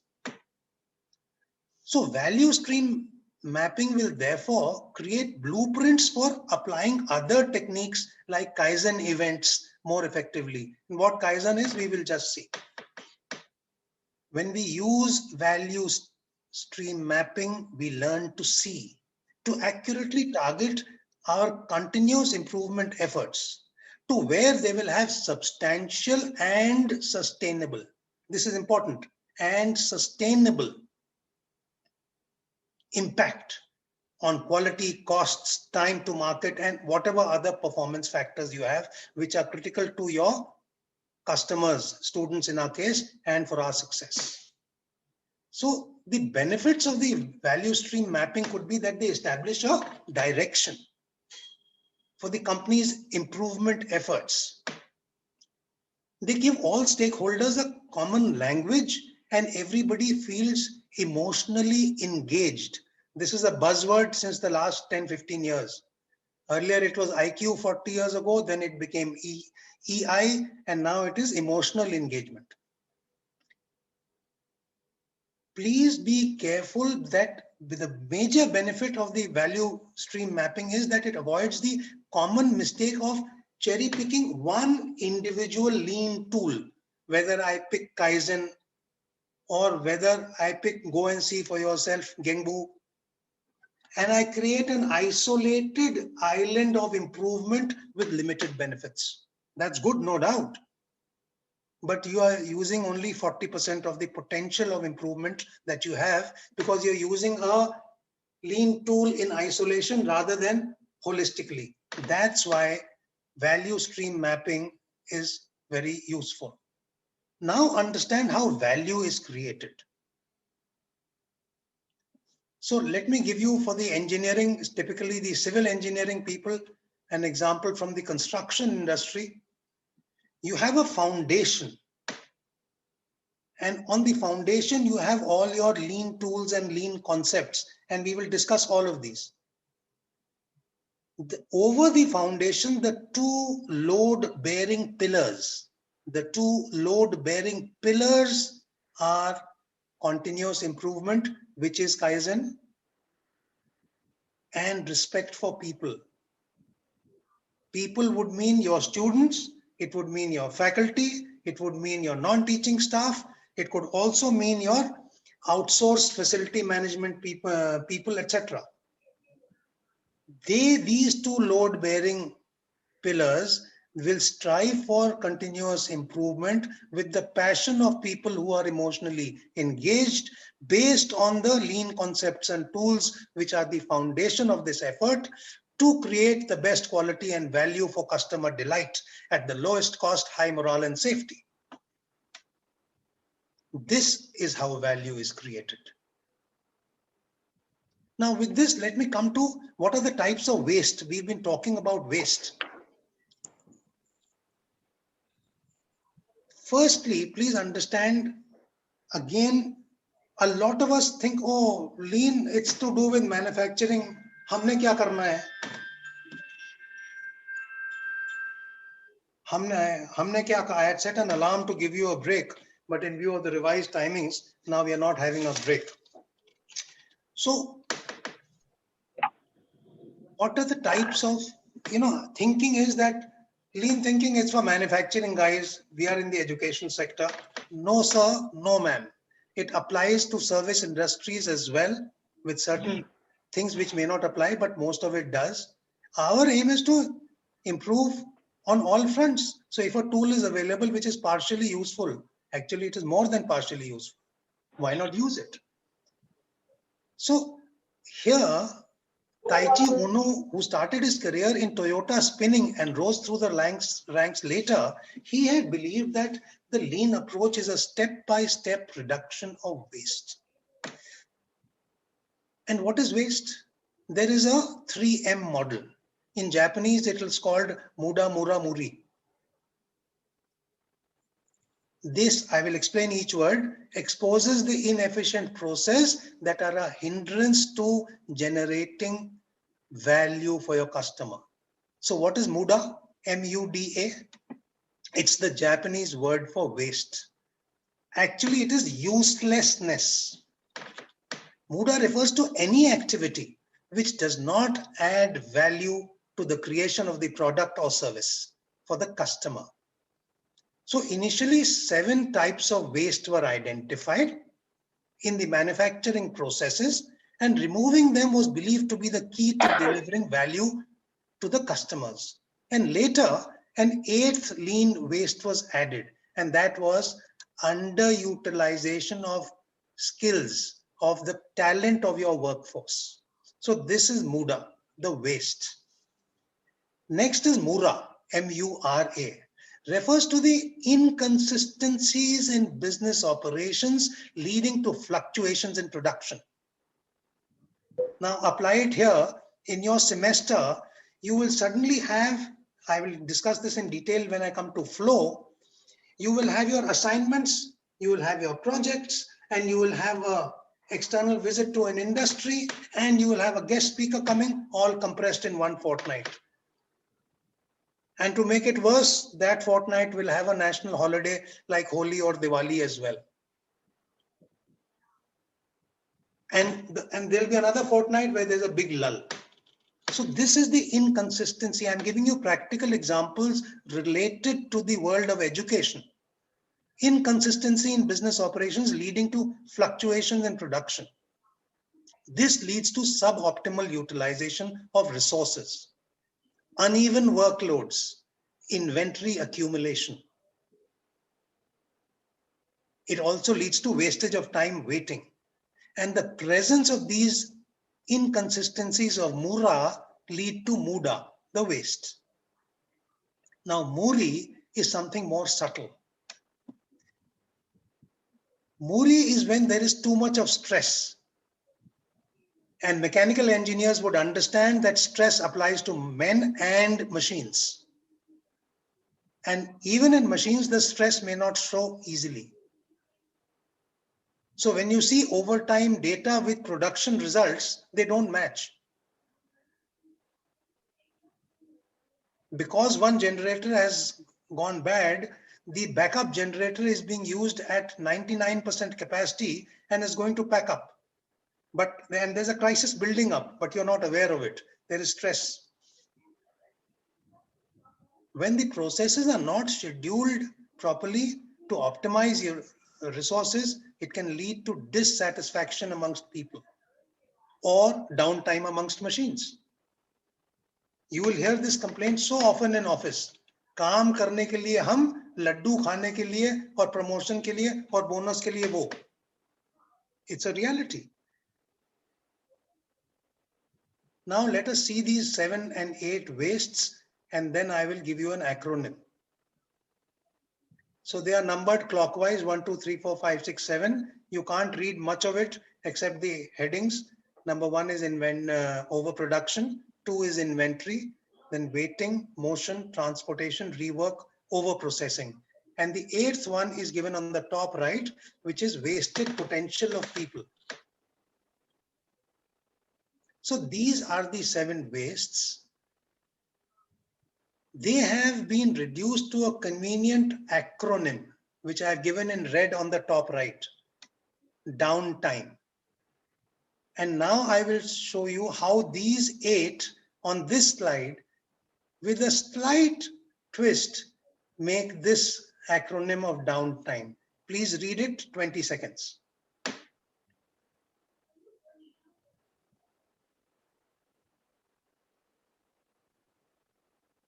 Explanations giving? No verbal explanations required, I think.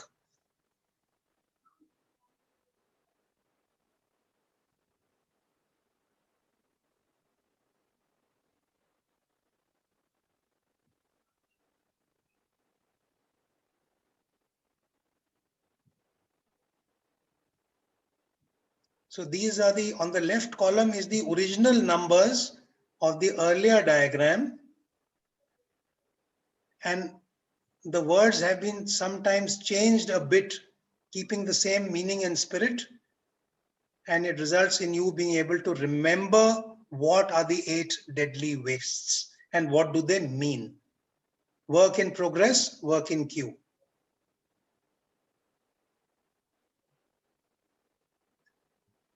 Now, before we proceed ahead, can some of you give us some examples of wastes that you have seen in your organizations?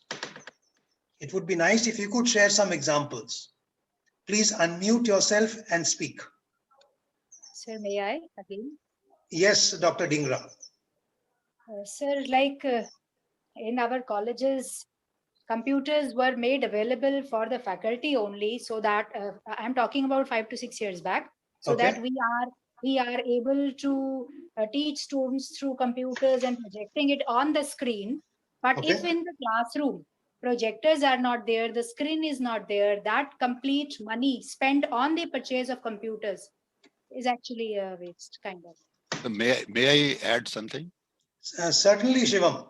I'm Budwar. It's Sham Budwar. Acha, Sham. Okay, sorry.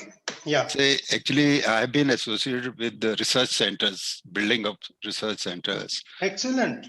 So what I found is that supposing one research fellow or say scientist or a group of scientists, they need some equipment, So what happens is generally the process of sanctions and everything takes a lot of time. So now during the month of March or April of March, when this you have to either use the budget or it will just be sent back. So Excellent. they are all in a hurry to make purchases. So in the process, what happens is sometimes unwanted, I mean, your specifications are not correct, or what you wanted, you don't get. But since the time is short, either you lose the budget or you use it. So you make sometimes unrequired purchases. A suboptimal purchase. Yeah, Ladies and gentlemen, please note this example. It's an excellent real life example. Please continue. So I've seen that what happens is that particular group, it shifts, I mean, they migrate to some other institute and then equipment keeps lying unpacked. So I have seen that. So since other scientists will not use it, either he does not require or he somehow will not use it because of certain other reasons. So I have seen that, say, after 4 years, 5 years, this becomes a junk and then this is auctioned without having been unpacked even. So this is a total waste of resources. I mean, that could have been used elsewhere. The financial, I should say, the resource which is very scarce. So this is Excellent. how it is wasted. I want at least 2 more people to give us 2 different examples. Sir, one more thing, sir. I wanted to tell you the simple thing when I see in the classrooms, unnecessary operation of the fans and motors. Fans are running without, no one is switched off and all other things are happening. Even Yes, thank you, Jesu. Next, please. Brigadier Agarwal, this is Dr. Yashoda Durge from Mumbai. The one place where I've seen a huge waste of time is we do a lot of accreditation work for different agencies. And there is no single repository for all the data that is available for us to put in. So one person is doing for NIRF, we have to give the information to that person. Another one is doing for NAC, we give all the same information again to that person, and so on and so forth. Absolutely. Thank you. You're making my job so simple because I was going to narrate some of these from my personal experience, but I said here is a galaxy of 139 people, 133 right now. Excellent example, ladies and gentlemen. Why is there this so frustrating? And then their format is different. Now they want it on their format. So you are wasting a lot of time. Okay, one more person, please. Yes, may I, sir? Okay. Yes, please, Jitendra. Sorry, your name? Yeah, my name is Jitendra Nirwani. Okay. Good afternoon, sir, and thank you for giving me an opportunity to speak. Sir, there is a very minor thing that I would like to tell. Previously, before pre-COVID, I used to take manual attendance, and this was for 3 divisions. I'm never comfortable in taking manual attendance because it wastes a lot of time. But after COVID, we have this facility in Google Meet that we can take automatic attendance. So I can spend at least 5 to 7 times more in explaining and class teaching. So I think this is a very minor thing, but it is a waste of time. Please understand that a trickle becomes a torrent. It is these small things which add up. Excellent. Let's proceed. So we have had a number of examples of the kinds of waste that we are producing. Now, downtime we have seen, and with that, let us also see, I gave you some examples of textbooks stocked. The library is stocked with old prescribed textbooks, etc. Overproduction of event brochures and glossy annual reports. Conference stationery. In fact, some people are unhappy कि साहब हमारा तो business बंद हो गया, आपकी conference online हो गई, because they used to make gifts and corporate gifts and all. There are a number of IT savvy people outside your IT support department. They are not utilized. So that is the number 8 wasted potential, non-utilized talent, because we take it is the IT department job. Nobody has said that another person who is very talented cannot do it. Many colleges do not have a good onboarding principle or an onboarding SOP, standard operating procedure, for a new faculty. It's only when I saw a very good one in one of the colleges where I went that I started asking the others, Ki bhai, why don't you also make it like this? Okay. Now you spoke about, who was this? This was Shyam Budwar, building centers and research, this thing. Now, when you come to wastage in motion and transportation, look at hospitals, not the latest ones, slightly earlier ones. Look at urban planning at the city level, township level. Look at building design. Even in an office, look at office layout. So these things have to be, if they are done at the conceptual stage, at the planning stage, it reduces a lot of wasted motion, wasted transportation, even within a factory premises. And therefore, industrial design and factory design and office layout design have been of late receiving their due attention. Now, one more thing I want to point out about waste, which I mentioned slightly earlier, and that is this. Some of the waste is visible clearly. Some of it, when you talk peripherally, superficially to your key customers, to your students. Sorry for the interruption. Can we say it's a tangible or intangible waste? Tangible waste or intangible? You can.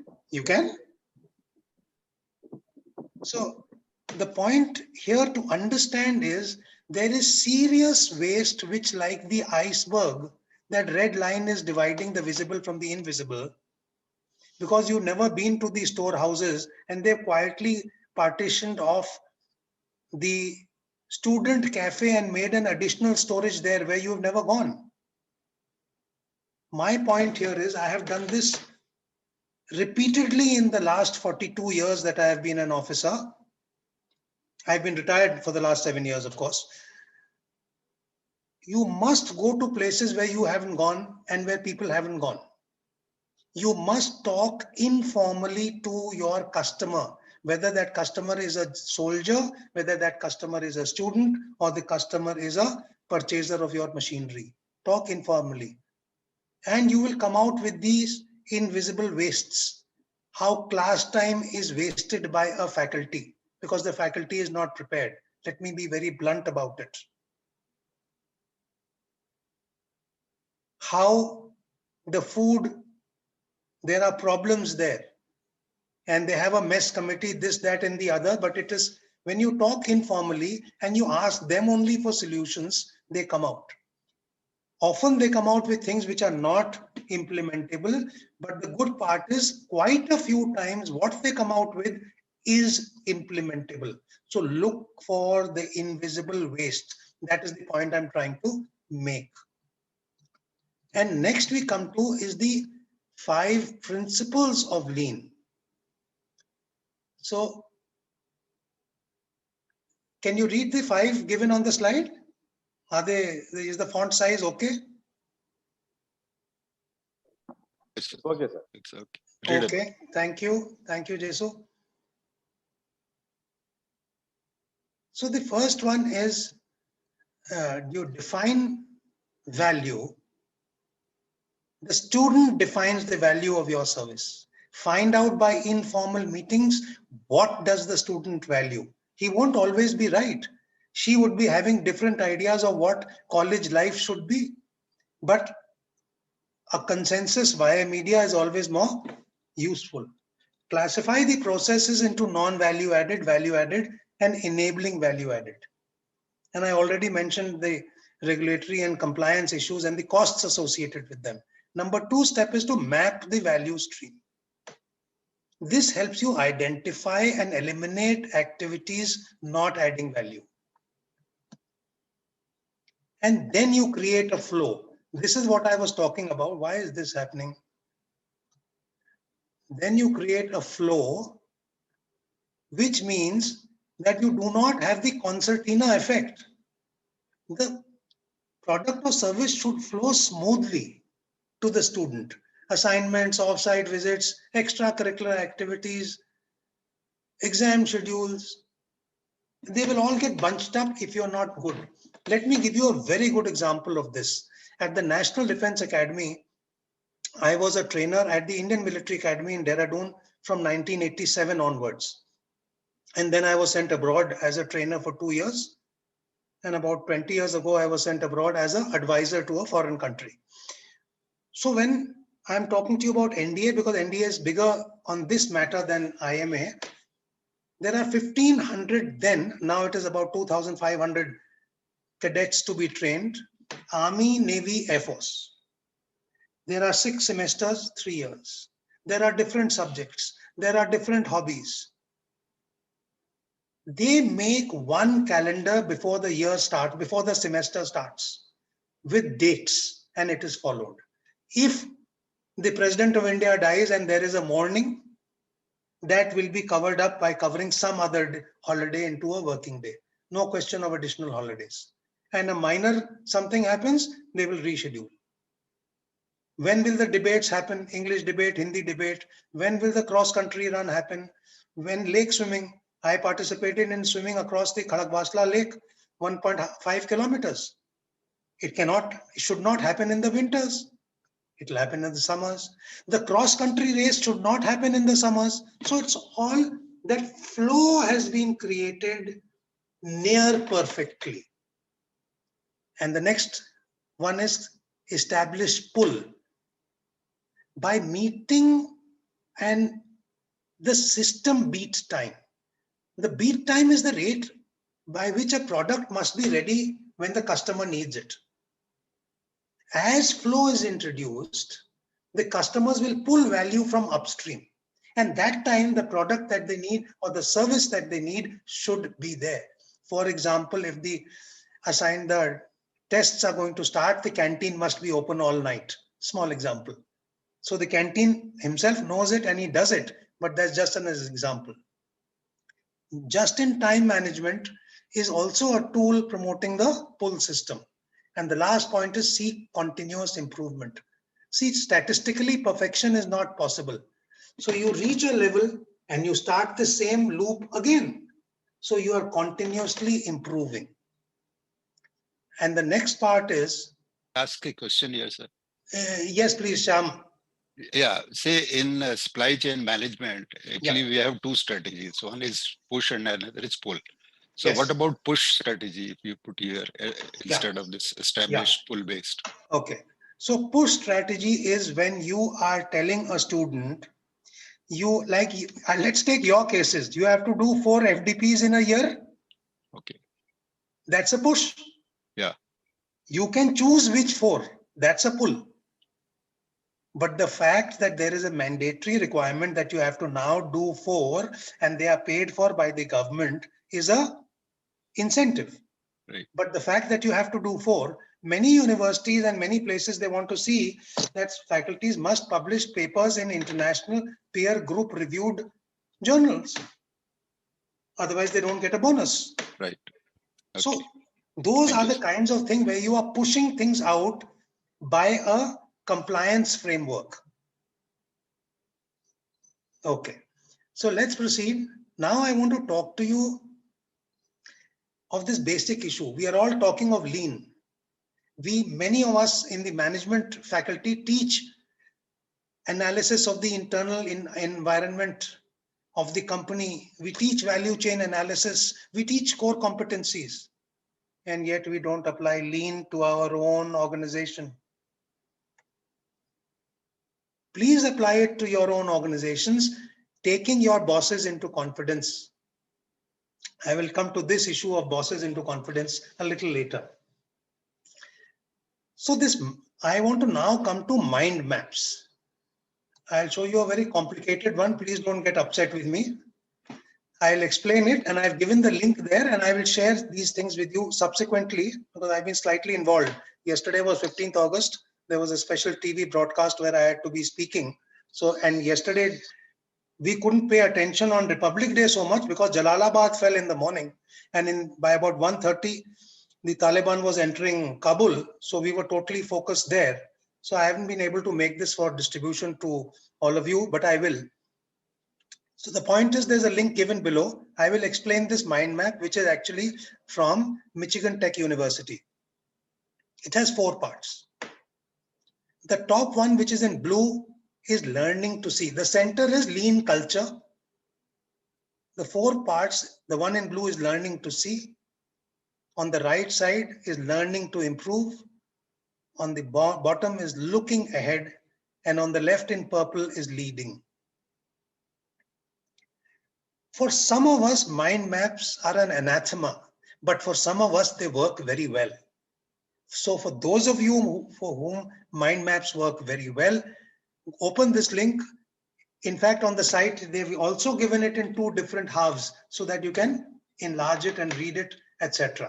And it is all downloadable as well. So this mind map could be useful to some of you people. Now we come to what are the tools of lean thinking. What are the tools of lean thinking?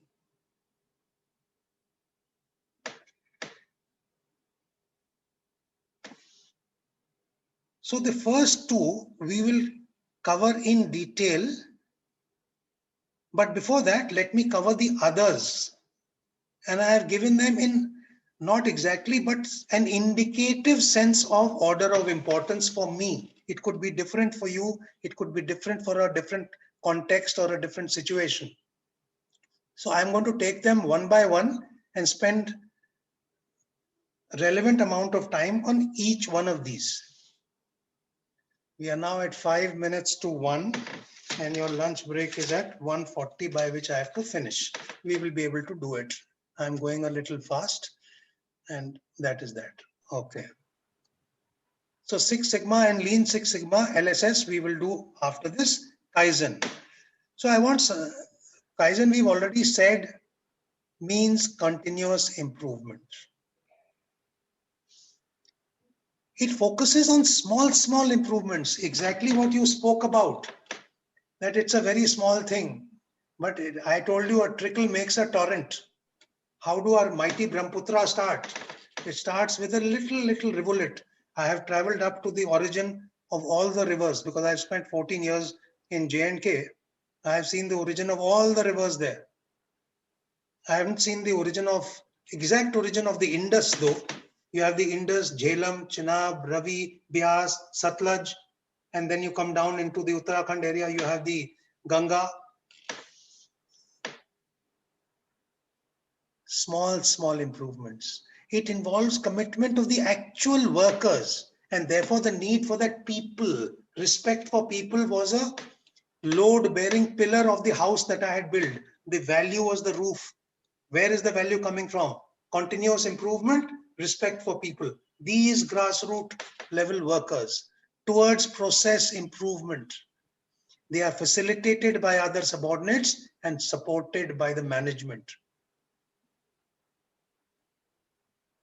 And it involves, as the 5 steps which are given there, nothing much to explain in that. Such an erudite audience. It is just to refresh you.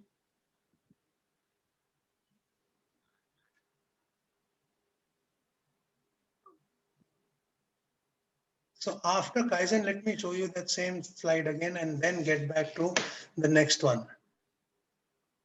Value stream mapping. We have done earlier. When I did what is value, I did the value stream mapping. The next one is 5 S's. The 5 S's are what I've given there: sort, set, shine, standardize, and sustain. These are actually English translations of Japanese words. These tenets are very simple and straightforward. Basically, this applies to a workshop setting, and this is a methodology which results in the workplace which is clean, uncluttered, safe, and well organized, and that helps reduce waste and optimize productivity. If you're looking for a stapler in your office, you should be able to close your eyes and say, it's going to be right here on the left side of my table in the pen stand on this place. Also, the advantage is nothing goes missing. Also, the advantage is if somebody has borrowed something, you will see, oh, so-and-so thing is missing. Where has it gone? So the 5S system becomes a powerful lean manufacturing tool with the potential to improve productivity and profitability. You think of your car service station, you think of a workshop, or you even think of a halwai ki dukan where he's making his sweetmeats, mithai. It's a good one. I love the next one. I have followed this all my life without knowing that this was a principle from 1979, Gemba. Genchi Genbutsu means go see for yourself. You remember the phrase, a picture is worth 1,000 words? And then, आप जाइए मौकाए वारदात पर तहकीकात करके आइए. Go to the site, carry out the investigation where the accident took place or the murder took place or whatever. Go and see for yourself. The aim is to go to the actual place of the work observe the process and the executions in it in real time carefully. Record your observations. And it actually helps. So wherever the car, my gypsy wouldn't go, I was posted in Manipur, I had 2 horses. So I would go on horseback, and that stumped them. कि commandant साहब तो अब तो यहाँ पे भी check करेंगे तो इसको भी साफ करना पड़ेगा. हाँ जी, करना पड़ेगा. Gemba is very good. Many of us create strategy from air-conditioned rooms without knowing what is happening in the field. I have clubbed the next two. Sometimes it is PDSA, sometimes it is PDCA. Plan and do are the same in both. The S is for study versus the C for check. So it's the same. And A is for act in both. So the only difference is S for study versus C for check. Now this again is actually quite powerful. Some of us do it out of common sense. This is also called the Deming cycle. This is a scientific method used to manage change. Deming had developed this in 1950s. It has 4 parts. That plan, which means to recognize an opportunity or process that needs improvement. Here, student admissions student queries are not being answered comprehensively nor quickly. Now you've identified a process that needs improvement. And the team agrees on a theory of what to do to achieve a specific improvement. And then you do it. You implement your new idea, create a small test, and then you check it. You analyze the results of the test. You have set your metrics. Anything which is measurable is improvable. In NHAI, I thought that was if I can measure it, I will improve it. And the last one is to act. Move forward based on those results and then make adjustments and make the new benchmark and then do the cycle again. Let me give you a very interesting example I had read in one of the reports. I do not know firsthand the primary source of information, so I'm not quoting, but what I had read was Lockheed Martin, which is that aeroplane manufacturer, used PDCA to create more efficient processes in material management, and it had won an award for its ability to reduce the time to move the parts from the receiving department. The OEM sends it to the original equipment manufacturer, sends it to the receiving department, and then within the huge factory, it is sent to the stock department and then to the place where it is to be used. If I remember correctly, this process was earlier taking 15 to 20 days, and they were able to reduce it to 4 hours. I could be wrong, but Lockheed Martin was the example that I remember. Now, once this PDCA process is complete, you'll do it all over again. And point number 8 is the continuous improvement cycle, which is similar. Small incremental steps. And just-in-time management. Kanban is actually used to manage inventory levels. Of course, now inventory is managed on your computers and you get red markers and reminders and notifications based on what you've set. As I want 3 days inventory, a reminder. I want 1 day inventory, I want a reminder in red, whatever you set. Then there is on point 12, Haijunka, which is line balancing. This is what I noticed done badly at one place for the COVID injections. What happened when you went for your COVID? You had a registered, but they had to check your registration and your Aadhaar card, etc. And then you had to go somewhere and pay some money if you were going to a private hospital. So the billing was very fast because you were paying plastic. Even if you were paying cash, it's fast. The checking of papers takes time. And they had 2 guys on paper checking and 2 guys on billing. They should have had 3 on paper checking and 1 on billing. This is the practical example of line balancing away from the manufacturing world.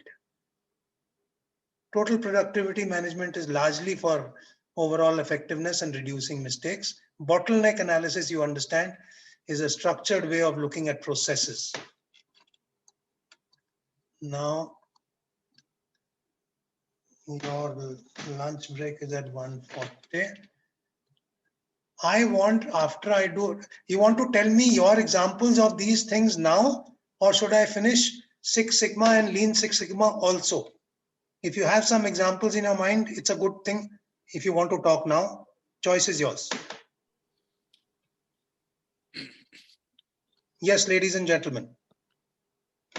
See, sometimes, that's bottleneck is intentionally created also. Absolutely, Sham. Say, for example, if you go to a scooter repair shop, so as soon as you reach there, he'll immediately leave the job he's attending to because he's got one or two mechanics.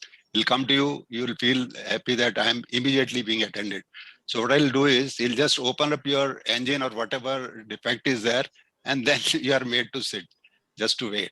Because now he has made you a captive. You cannot go away.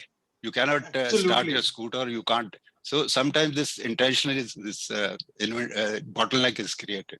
Yes, he's got a customer, and if there's a lot of rush around his shop, people will think it's a going shop, it's a good shop. Same thing with the chartwala who's not doing too well. If he's doing very well, he wants you to go fast so that the next customer comes. But if he's not doing well, he wants you to stay long. Right. So he'll make you wait. Right. Yes, anybody who hasn't spoken so far, please.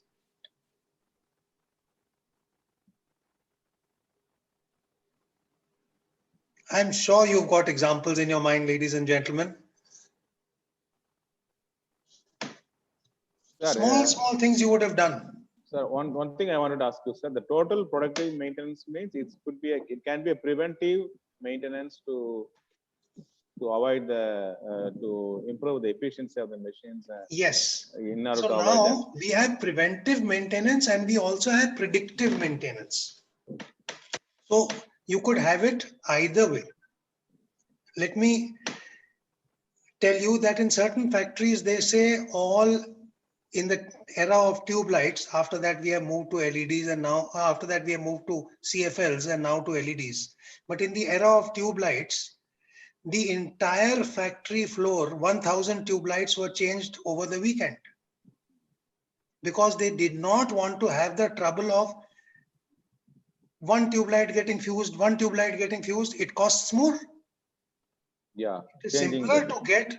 Even the functioning one also they can remove. Yes, I hope you are aware that when you take your car for servicing at a certain stage, depending on how well you know your guy, even if you don't tell him to change your wipers, windscreen wipers, he will change them because the rubber is getting hard. It is not wiping well. Yeah. So he is changing it in anticipation that you should not have a problem. Earlier, the concept was, why fix it if it isn't broken? Today, if it gets broken, your opportunity cost is so high that you cannot afford it. It is simpler to change it in advance. Somebody else, please. Somebody who hasn't spoken, come on. I would feel that, I'm not succeeding in getting you excited about it.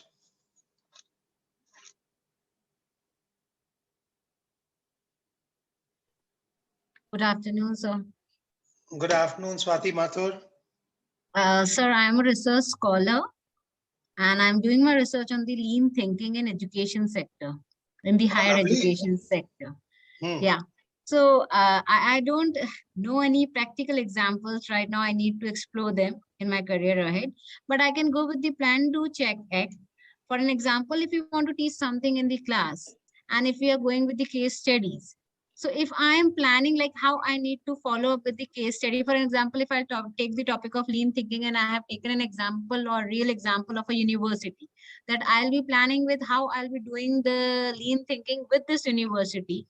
I'll be following these steps in the classroom itself. Then I'll be checking the points which I have planned it, whether they has been followed or not. And then I would be acting on that. Okay, do I need to follow the same program for my next routine or do I need to change something? So this continuous PDCA would be followed every time when I would be taking any session. Okay. Fair? As you rightly brought out in your preamble, and if you look in your life, you don't have to say that you don't have experience here. Without making it gender specific, I also love cooking, and I mastered it because I was the food member. I used to stay, and I'm a mountaineer, so I had to do my cooking. I did Gorichen in 82, Comet in 83, and Mount Everest. I did the training in 84, and I could not go in 85 because my daughter was born in 84. So I could not complete the training, but I learned cooking. In cooking, you will find a lot of lean thinking will apply. Think about it.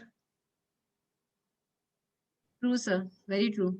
Whether it's the grand lady at home or whether it's a good chef, the first thing when you come back home after an outing, what does the person cooking do? Switch on the pressure cooker. By the time people have changed, had a bath, dinner is ready. So there is lean thinking around you. You have to have a mind for it. That is the point.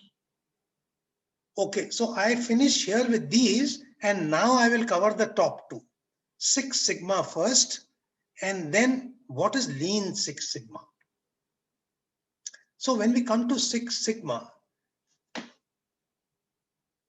you will later see that Lean and Six Sigma complement each other. And what is Six Sigma?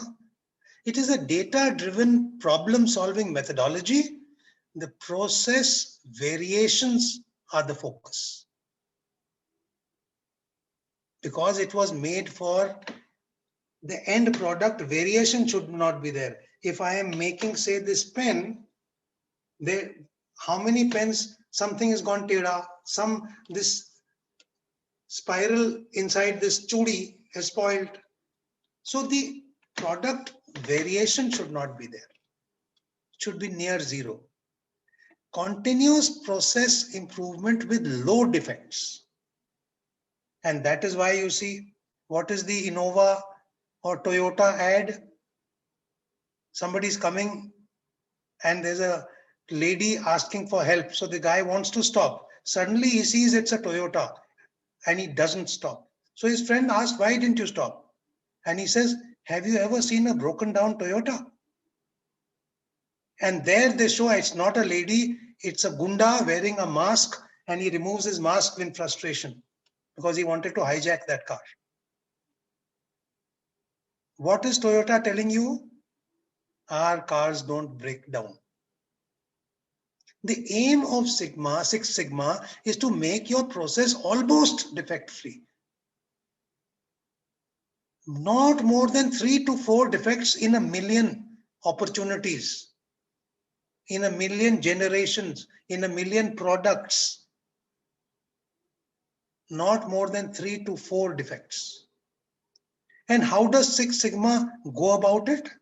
They have a belt system in Six Sigma. But what do? They follow a framework, and that's called the DMAIC framework.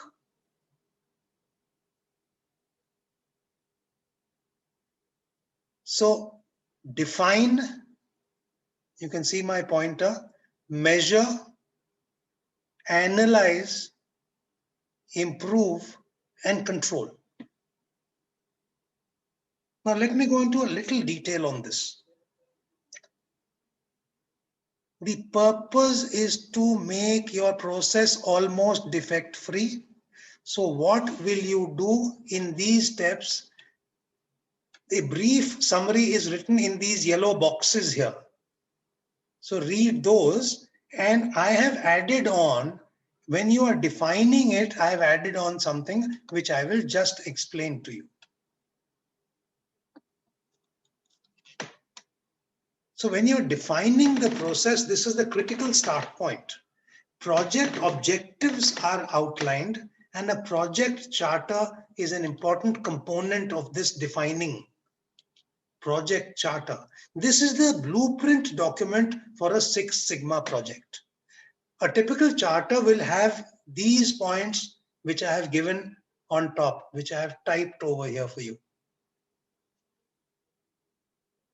What is the business case? What exactly is the problem? And what do we want the end state to be? What is the scope of my project? What are the resources available or not available to me? And what are the kinds of timelines and the estimated benefits of doing this project? This charter gives the overview of the Six Sigma project and is approved by the top management.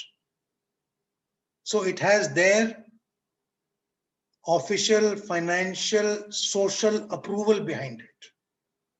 And then you come to the next step, measure.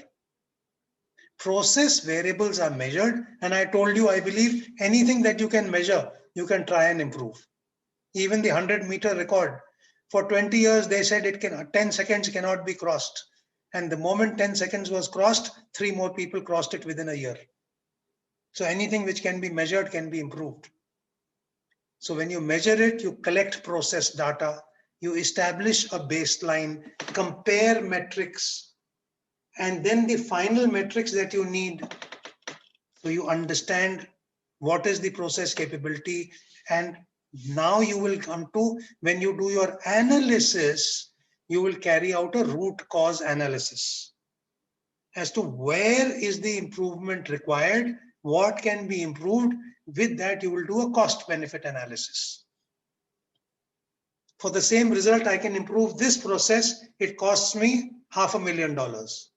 I can improve this process. It only costs me $200,000. So obviously I will do this. I will remember this for putting up to the management for further improvement, provided budgetary support is made available later. So root cause analysis. Don't go for the symptom. And like I was saying on TV yesterday on Republic TV, Afghanistan is not the problem. Afghanistan is the symptom. Pakistan is the problem.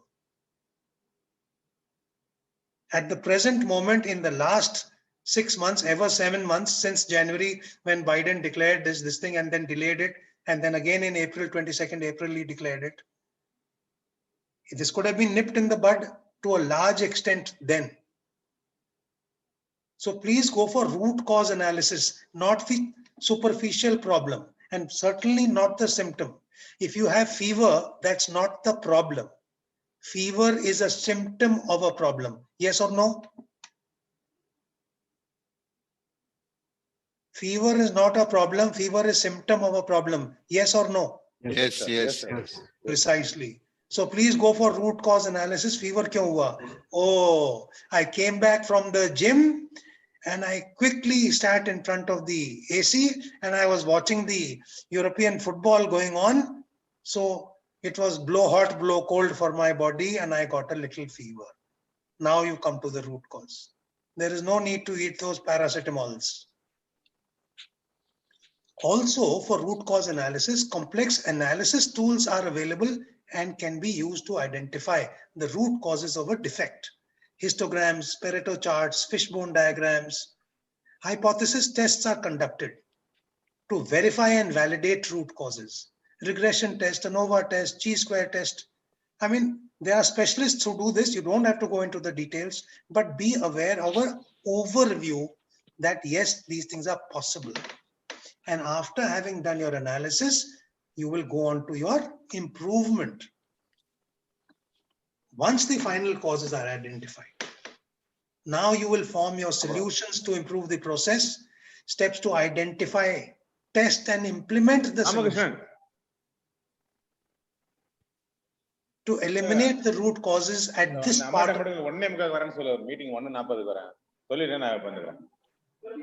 நான் சொல்லல நம்பர்ல சொல்லி நான் வந்துறேன்னு சொல்லுங்க. எனக்கு பேர் தெரியும் உங்களுக்கு. 1:40க்கு 1:45 வரேன்னு சொல்லுங்க அடுத்து. Over, Jesu? Yes, sir. Yes, sir. I'm sorry, sir. Sorry. Okay, no problem. So once sir, this, I want to ask. Yes, please. I want to ask one more thing, sir. SIPOC, what is the meaning? SIPOC control. That's also comes under SIPOC, SIPOC, that one process analyzing testing under.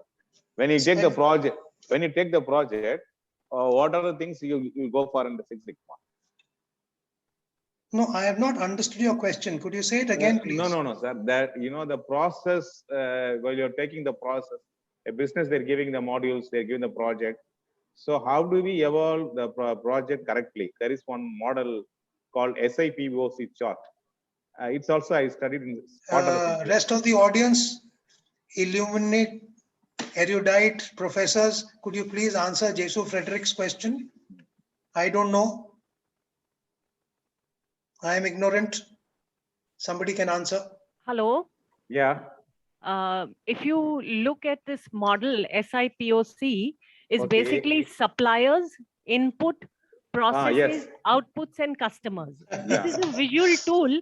Hey, listen, I'm not a operations faculty. I teach marketing. I'm sitting out here just to learn more. So how would I use all these in the way Brigadier Sir has said?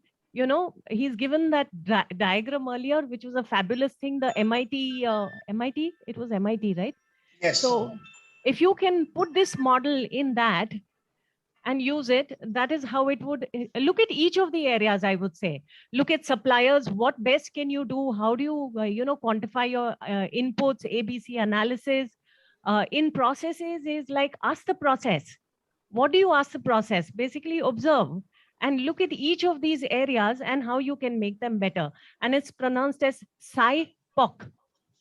I don't know whether that's of help, but that's my 2-bit on this one. And Dr. Durge, just repeat the full form of the acronym so that people can note it down, please. Yes, that is suppliers, input, inputs, processes, outputs, and customers. Thank you. So that is what is called the power of, there's a management term for it, CK Prahlad. Okay, anyway, the point is, sir, all of us are better than any one of us. Can you tell the CK Prahlad thing, please? I'd like to know that. This is that. Okay, yeah, all of us are better than any one of us. And the collective genius outweighs any individual genius, let it be Albert Einstein. That's what I strongly believe in. And being in the army, I've been declared dead twice and I was saved by soldiers. And I always say that's the biggest gift I could give to my wife, that her Maang ka sindoor was maintained because somebody pulled me back. So the point I'm making here is that peer group exchange is the best form of learning. And pardon my saying so, often, typically in the army, you would sit around in the bar in your officer's mess. You would abuse a few, you would let out a few choicy words, and you would share your thoughts. That's the best learning. Sanitize and vegetarian that conversation, that is peer group exchange. And I enforce it within my student bodies, that you will discuss this and you will come up with 3 problems tomorrow. And the other group will have to then solve them next day. I want the excellent answer Dr. Durge has given for the benefit of everybody. Thank you so much. So and if you want to learn more about, sorry? Can I add something here? Yes, please, of course. In our research centers, we have a cluster of institutes. Say it's a regional center for biotechnology, then translational health science and technology. So we have interaction areas where people from all these institutes, they come and just discuss together about their problems or their what research they are doing. So they get a lot of insight from their peers and all that. This helps in advancing their knowledge, and yes. And this has been specially created, in the design of these buildings, that interaction areas have been. Interaction areas. In fact, that's why you say even the coffee dispenser machine is an excellent place. Yeah. Also here, if I may add, informal dressing and a casual time. I have seen this in IIT Delhi. My son used to be there and he used to play basketball at between 12 and 1 for 1 hour. So one day we were coming back from a party and we said, let me go and see, me and my wife. It's a very good idea when you talk to these guys when they are walking back from the basketball field at 1:30 at night. And he'll tell you, what about drinks, alcohol? How do you smuggle it in? How dangerous is it? Are there any suicidal tendencies? Guys will tell you things. Because he's had a nice game, he's full of positivity. You've approached him as a friend and a buddy, not as a senior officer and a warden or something. He'll tell you, uncle, this is what needs to be done. You know, the problem will come down. Damn good. Uncle, we all get the parathas. We've taken out a brick from the wall. They should make a small cubby hole there. The parathas maker sits outside. We pulled a brick out and we get the parathas in. So when you talk informally in these areas which are now designed, if you see the Google office, they also have steel pipes for people to slide down on rather than use the lifts or the escalators or the stairs. So yes, okay. Now let me proceed by telling you that now when you were talking of buildings, I wanted to say this there, but then I withheld until I came to this part. Now you've seen Six Sigma. This is for existing products and services, and this employs the DMAIC model. More important, if you are starting a new business, you are starting a new product line, you are setting up a new factory or a new assembly line in an existing factory, there is a specific science called DFSS, Design for Six Sigma. Please get a DFSS black belt. He or she will help you and you'll make major savings because they will design your factory layout, your assembly line layout, your office plus laboratory layout in a manner which is most conducive for lean thinking and therefore for productivity. Now let me come to what is Lean Six Sigma. Obviously, it's an amalgamation of Lean and Six Sigma. So here it is for you. The good part is that the two philosophies, Lean and Six Sigma, they complement each other very well. They are made for each other types. Lean tools are designed to eliminate waste. This is wrongly written. Invaluable is a wrong word here. It should be eliminate not valuable. This is wrong, Angrezi, pardon me.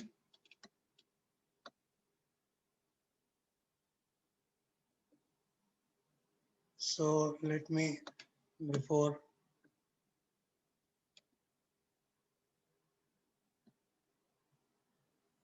Oops. I'm sorry for my mistake here. I should have checked it for the fourth time, which I didn't. Eliminate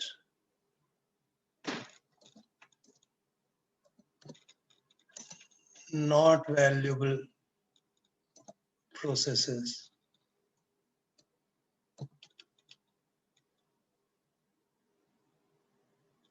And I had wanted it to be in one line so that I can compare the two. So I will still put it in one line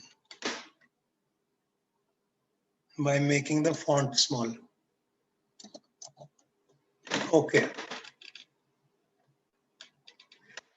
So lean tools are eliminating the processes and activities which are not valuable, which don't create value. Six Sigma generally thereafter is focusing, now your processes have minimum waste. Now this process should be standardized. So the variations are less. It's a wonderful complementarity. When used together, they are known as Lean Six Sigma. And for those of you who are interested, the American Society's definition is given. And what I found important was the last line, which I've put in red. It applies anywhere where either variation exists or waste exists. And every employee should be involved. We forget this last 5 words. Every employee should be involved. Let me give you an example. We were on China border. It was 1981.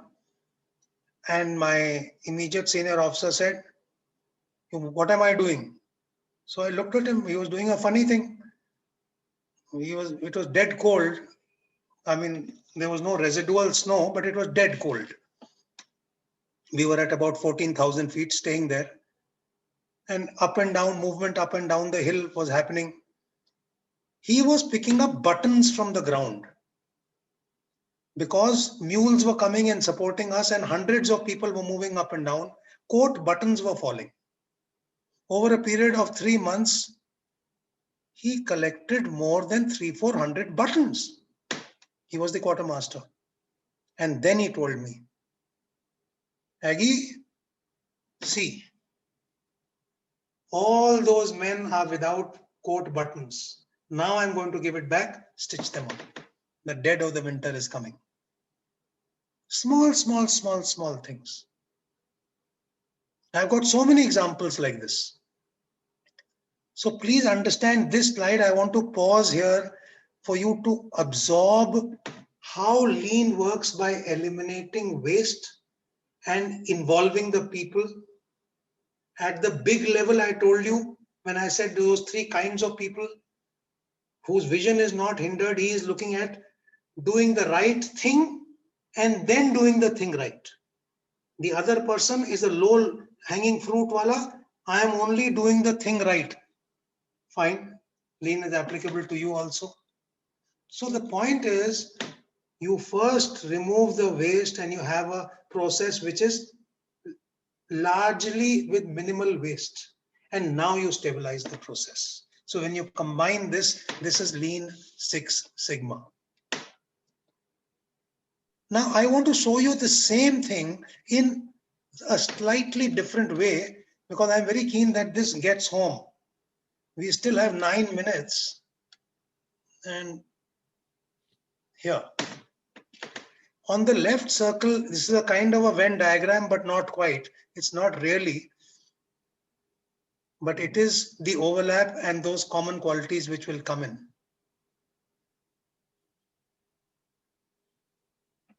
Just see it, read it, think about it, and then I'll speak for a very short while.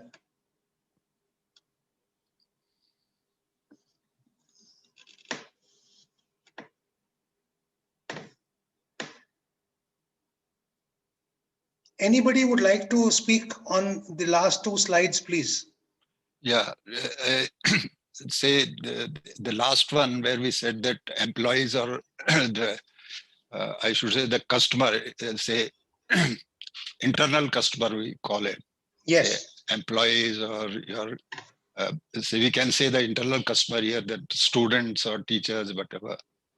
So I have an example, when this IT was to be introduced in banks, so there was a lot of resistance because people thought there was a misconception that people will lose job and all that. So once people were involved in the sense in implementation of the process, they were made aware. I mean, they also learned that how beneficial it will be in enhancing their skill, their productivity, and in turn the efforts required, which were a sort of waste earlier, in reducing the waste. So once those people were involved, I should say that this union leaders, basically these are the leaders. If you look at that organization behavior, so you have to say involve those leaders who can in turn convince the employees. So once they were involved, they were trained, they were shown how beneficial it will be for the enhancement of your skill and your increased productivity, and in turn may add to the profit of the organization. So all these things were, when these were, say they were involved, they learned this, and then they accepted this. And I think that is one of the major factor how this PSUs, they could implement this IT. Thank you. Anybody else? So this is Ankit Mathur this side. I want to share Thank you, Ankit. corporate experience. In 2003, I was associated with a Dalmia Group organization. Say again? In 2003, I was associated with a Dalmia Group organization. It was an IT arm of that Dalmia Group, Dalmia Brothers. So there were, this concept of process improvements and, policy improvement was implemented, wherein there was no involvement of the larger employee, workforce. So there was a lot of dissatisfaction in the, peer group and everybody who was working with that organization due to the sudden thrust of certain policies and the frameworks which were enforced without having any consultation on or any representation. Eventually what it led to was lower performances and lower morale. But later on there was a change in the human resource at the top level, and they introduced this inclusivity in framing the policies and having certain level of representation from the employee groups. So that actually improved the performance drastically, and there was a lot of what should I say, morale boost for the This is entire your first-hand organization. experience. Yes, sir, it is my first-hand experience. So, ladies and gentlemen who are listening to Ankit Mathur, you are hearing firsthand that the participatory decision-making by consensus or largely by consensus improves the emotional engagement, leading to better results towards the desired direction. Thank you, Ankit. Yes, Now, one thing I wanted to add, sir, that Jesu, we'll come back to you, please. We'll come back to you. If there's somebody new speaking, I'll proceed because I have 5 minutes before your lunch break. So And I if I just one eat more into your... question. Sorry? I just have a one question there. Can I ask you, please? Yes, please. Who's speaking? This is Somnath Ghatakia, sir. Yes, Somnath. So my question is, if I look at the Six Sigma phases, I was curious to know, from your experience, what kind of percentage of time would be spent on those elements of DMAIC? Okay, good question. Now, say like I was the advisor in Home Ministry to the Home Minister, who was Mr. Chidambaram earlier. I was a Congress inductee. I packed my bags, but the BJP kept me and they extended me my contract. Even after I retired, they still kept me. So let me answer this with that example. If I have been with the organization, I already know the andar ki kahani. So the problems are known to me. If I am an outsider and specialist, I will conduct surveys. Depending on your nature and how much detail you go into, you will already have a fair idea if you are inclined to noting and solving problems, where is the problem? And each step is important. You cannot say that I will do this fast because I have to cover up time. It's a consultative process where when you're defining the problem, I had said one thing, you will get problems which will have no I. Sir, mera promotion nahi hua. Sir, mujhko ye nahi mila. Sorry, it's not a problem for me. Sir, सारे grade 2 officers का ये case court में अटका हुआ है क्योंकि stay पड़ा हुआ है. सर 2 वैकेंसी हैं, उनको रुकवा दीजिए, बाकी का प्रमोट कर दीजिए. Good point. So the moment there is no I but we. So your question is how much time for each stage? You have to sort it out. It will not, you will have deadlines to meet. And therefore, if the deadline is after 4 days, you have everyday town hall meeting. And everyday informal, okay, today is Saturday, let's go out and play cards together there. So we'll go and play cards and we'll discuss this also. Have I been able to answer your question somewhat, Somnath? Absolutely, sir. May I ask you a follow-on question to that, with your permission? If you are ready to provide everybody drinks, if we are overshooting time, there's 2 minutes left. I don't want to overshoot time because that's also part of the excellence. And I will not comment further. Let me finish. You ask it after lunch. Fair deal, fair deal. Okay. So this I have covered with you. This I've covered. Now these principles, there is nothing new. There is nothing very rocket science. It is English and there is no very different way of looking at it.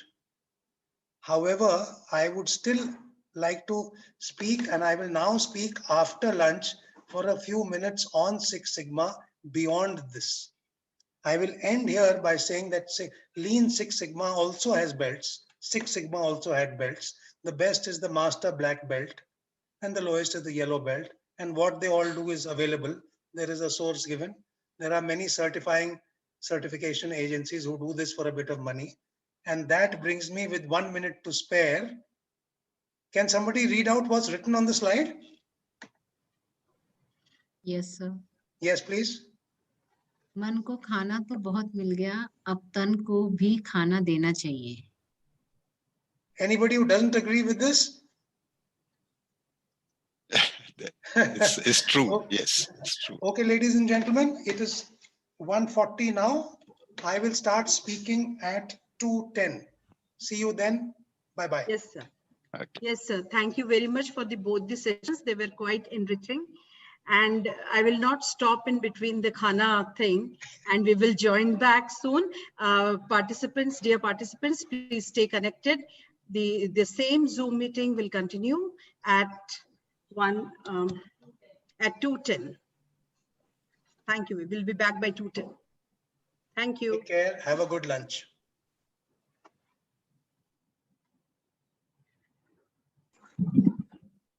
Hello, ma'am. How are you? I'm good. Priyanka.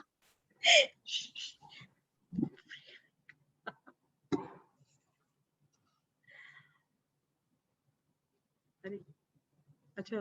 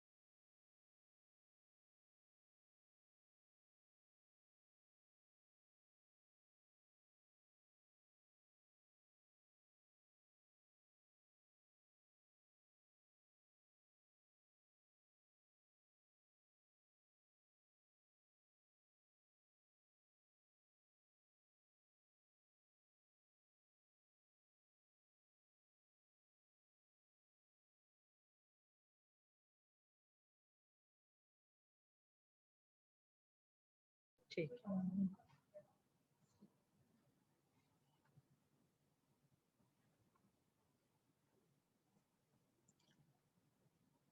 Good afternoon, everybody.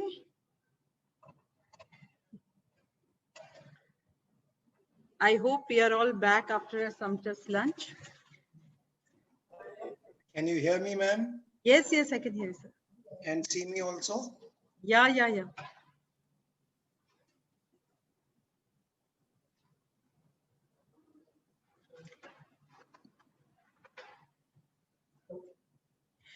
Okay, we shall start, sir, right? By the time people would be joining, or should we wait for another some time? Because we are already short of time. We can wait for 30 seconds. Okay, sure.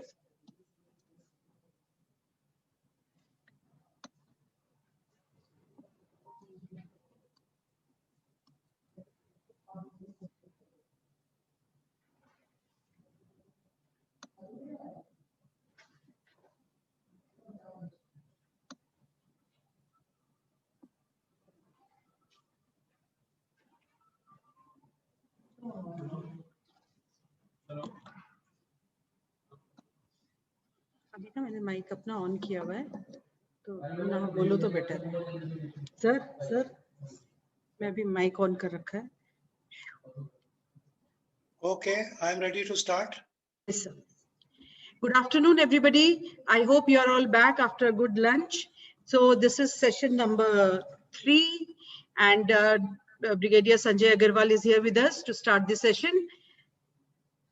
So over to Mr. Brigadier Sanjay Agarwal now. Thank you. Thank you. Okay. So straight away, without any preamble, I had left a small area that I wanted you to cover with you, which I will now cover. And therefore,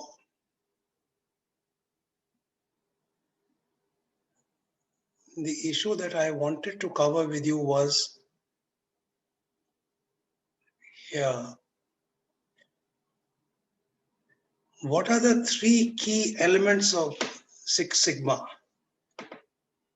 Lean Six Sigma. You can see it on the slide? Yes, no, please? Yes, sir. Okay. Visible. Visible. Thank you. So please understand that increasing awareness, societal changing norms, now students are demanding the best at the lowest cost or price and would expect to be supported throughout their product experience, right from application to alumni stage. They apply, they get an admission, then they come in, then if they have residential accommodation, those issues, then they have the student experience, they have the extracurricular activity experience, they have an exchange program where they could go to a foreign university experience, then they have the placement internship experience, and then they have the placement experience, and then they come back after convocation as an alumni, as an alumnus. So that is the entire gamut, what we call in terms of a product from womb to tomb. In terms of a student, I call it from application to alumnus. This calls for an outside-in approach to business processes. Outside-in meaning you are the university, you are the faculty. There is a prospective student outside. You start from her. And this is the core of Lean Six Sigma. And when you come to processes and with an outside to in approach, you find the need to define the business process value chain. Customers will pay for a product only if they like everything that is there. They will not pay for inefficiencies like rework, revisions, wastages. Lean Six Sigma helps organizations focus on consistently producing quality output and improve the value chain. So customers, your students get the best quality within expected timelines at predetermined expected prices. And now come to employees. Peter Drucker had once said, culture eats strategy for breakfast. And that is why when we are talking of people, you have to get that culture in. What I spoke about Indigo versus Air India, ICICI or HDFC versus a public sector bank. You may have the best strategy, but what is your organizational culture? And I have turned around an organizational culture. I was deputed and I had to leave my old ailing parents and rush to the Northeast and then stay there for 3 years, 2 months. Because they required an organizational culture 180-degree change. And the previous person was into as deep trouble as is possible. We did it. And I say we with a lot of pride. Because I only acted as an enabler. Yes, I was working 18 hours a day. But who did it actually? The team. So unless a well-defined business process transformation strategy driven at the grassroots level, events will come back to status quo after you go. So the point is, I used to say, if I do something and it lasts after 2 more successors, then it is set in your culture. And they all promised and they called me, sir, aap 2 CO ke baad aiyega, commandant school, we will keep these things. And some of them from 1999 till now, 22 years, they are still in touch. Lean Six Sigma has to be driven as DNA. It is absolutely intrinsic to every employee within the organization. So all the stakeholders have the same aspiration on this aspect. They speak the same language and they practice what is being preached.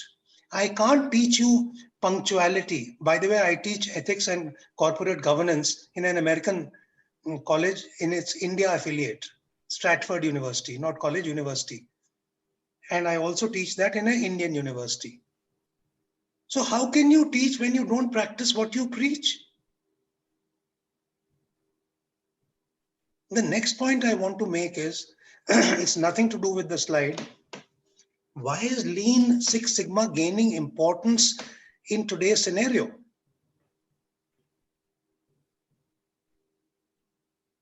The reason is that Lean or Six Sigma approach in this dynamic environment cannot bring the full potential of improvements to bear if the concepts are applied in isolation.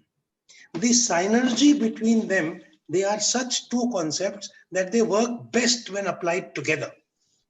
Integration of Lean and Six Sigma ensures exceptional improvements in your management approach. Traditionally, the Lean methodology is used first, which I have told you earlier. You remove the waste from the process and then apply the Six Sigma tools to minimize the process variations. They do go hand in hand. It's not sacrosanct that one will be used earlier. The ultimate objective is to improve the processes by eliminating waste and reducing variations. It's a continuous improvement process where Lean methods and Six Sigma approaches, both they take their turn during the PDCA. What is PDCA? Anybody? What is PDCA? Plan, do, check, act. Thank you. Who was that? Sorry, I didn't see the screen. Swati, sir. Okay, very good. Excellent. So that is how it will happen. The combination of these two methods helps to develop streamlined processes with high quality and good results. This integrated LSS, Lean Six Sigma, is being used across sectors and industries. It promotes exceptional changes in an organization's performance. A lot of it we do out of common sense, traditional common sense. Now it is being taught and learnt formally with business tools, computer-enabled tools, to help us do it. Specifically, it can be used for service-oriented companies like universities as well. The key to success is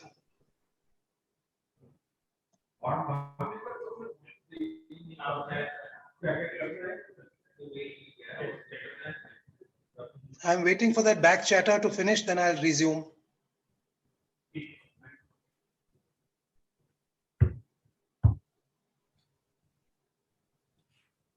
Thank you, Mr. Tiwari. They can be product or service oriented companies. So please take this out of your mind that these are all for manufacturing people. The key to success would be managerial support, employee engagement, and commitment to improving your student satisfaction. And my final takeaway on this part is that if you were to sum it up, the Lean Six Sigma aims at waste reduction in process, while the Six Sigma aimed at reduction of process variation. Both approaches go hand in hand to achieve the full potential of process improvements. An integrated approach of Lean Six Sigma, therefore, would help in improving process efficiency, optimizing resources, and increasing customer satisfaction with improving profits and curtailing costs. And this is what I'm going to talk to you about in the next session, which I'm going to start now. How are you improving costs and curtailing, how are you improving profits and curtailing costs? That is an aspect which I will now be covering in this part. Okay. So I forgot to show you this. Somebody can read this out, please. पेट पूजा तो अच्छी हुई आगे क्या है just हाँ अब नींद भी अच्छी आई अब नींद भी अच्छी आएगी Excellent. पेट पूजा तो अच्छी हुई अब नींद भी अच्छी आएगी And here are two hallfuls of guys and gals who've had good lunch. So with that, we start the next session. Role of lean thinking in management education. The same things that we've discussed generically will now be discussed specifically. And here I intend to give you specific areas where you can work. So this is how we are going to cover it.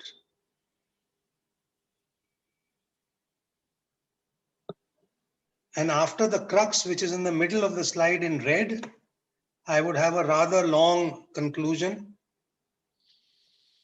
where itself I'll show you, I think, 3 slides. So what is the need for change? I told you right in the beginning that it was a pincer movement. Your admissions were under pressure, the revenue was falling, and yet the costs were going up. There is decreasing support for public higher education. And yet the expectations are rising that the students must be served and served better. So typical in India, we are very aware of our rights. The responsibilities, dekha jayega. And I have in mind the Kanhaiya Kumars and the Hardik Patel when I talk of this. Everybody knows their rights and responsibilities. They couldn't care a damn. Also, education, despite the automation and the IT, there is a labor-intensive angle, especially higher education. Then there is greater competition to get student admissions, and later the importance of student success, which initially is measured by placements, and later it is measured by where are your alumni. So if you're from St. Stephen's, Delhi, you will say, I have got 200 IAS officers. Every year we send minimum 1 or 2. So that is a big thing. Every year my school sends to IIT. Like my son was the first from Army Public School, Noida, to go to IIT Delhi, to any IIT. And the moment next year again, there were 2. And then the principal said, jolly well, every year at least one child must go. There is a perception that higher education is inefficient, expensive, and unaccountable. And to an extent, there is merit in this perception. Also now factor in the new education policy, Nai Shiksha Niti. You see, earlier there has been limited success in the previous attempts, whether they were incremental or radical change to higher education. The new education policy has made it possible for those vice chancellors, deans, registrars, HODs. Now you can make radical changes. There's lots in the new education policy. I had spoken about it when it had come. There were 15 major points. I remember what they were. I won't be able to recollect straight away and tell you, Pat, but that was important. Now, when I'm talking of these universities, I want to share this, what I said, the pincer movement of the money part, the finance part. See this. Now, the top two diagrams, why should you go for lean thinking is like this. The top two diagrams represent traditional thinking and the bottom two represent lean thinking. Now let's take the top left one. Watch my pointer. This is my cost only in blue. And my costs, whatever it is rising as you can see. Yes or no, please? Yeah. Yes. Year on year, my university, the student, my own costs are rising. But I say I want X% of a profit margin. So net, the student's tuition fee is rising despite my profit not rising. See this, my profit is constant. And yet the student is paying for my cost, which is rising, plus a fixed amount of profit. So the student is paying more. That is why I've written traditional is underlined, increased tuition fee as cost increases. Is this clear? Yes, sir. Yes, sir. Now come to the next one. If the government says that the fee will be frozen. So now the tuition fee has been frozen at the line of the top end of the blue. Initially, my cost was, the freezing is here, not top end of the blue. The freezing is here. The green is inside it and the red is outside it. The freezing is at a standard level. This is the tuition fee. So earlier, if my cost was less, I earned some revenue. Now my costs are increasing, which is a global phenomena. So what happens? My revenue has what? Reduced. My revenue has Reduced. reduced. It has gone red. It has gone red. No, I am on the second pillar only. Okay, okay. The trend It is you have already reduced. caught It on is rightly. reduced. It is It has been reduced. reduced. That is a shrinking, sir. Now in the third year, I have no revenue. I am just about breaking even. In the fourth year, tuition fee was fixed here, but my cost has gone up. So who's making the backlog? I am suffering a loss. And there are so many education institutions in this phase. I am advising two. I used to be earlier. There are huge costs and the fee is fixed and they are not getting admissions. One chap was very good. He had told me, those days I used to be a colonel, 2002, 3, 4. He said, Up 2 mein ranking badhani hai. That is UP Technical University. So we did things for them and it happened. Now in the fourth column, what is happening? The cost has risen and I have suffered a loss because the tuition fee has been frozen and now my losses are increasing. This is your traditional. When you come to lean, suppose I freeze the tuition fee just like in the last example. Tuition fee is frozen. But because of Lean Six Sigma, I am reducing my costs. And we will discuss what exactly, where all can you intervene to reduce cost. So the moment I am reducing cost, the tuition fees is fixed, my cost is reducing. What is the impact on my net revenue? Increasing. Absolutely. So isn't that a lovely situation to be in? That despite the tuition fee remaining the same, the management is making increasing profit, and hopefully if it is ethical, it will pass some of it on to all stakeholders.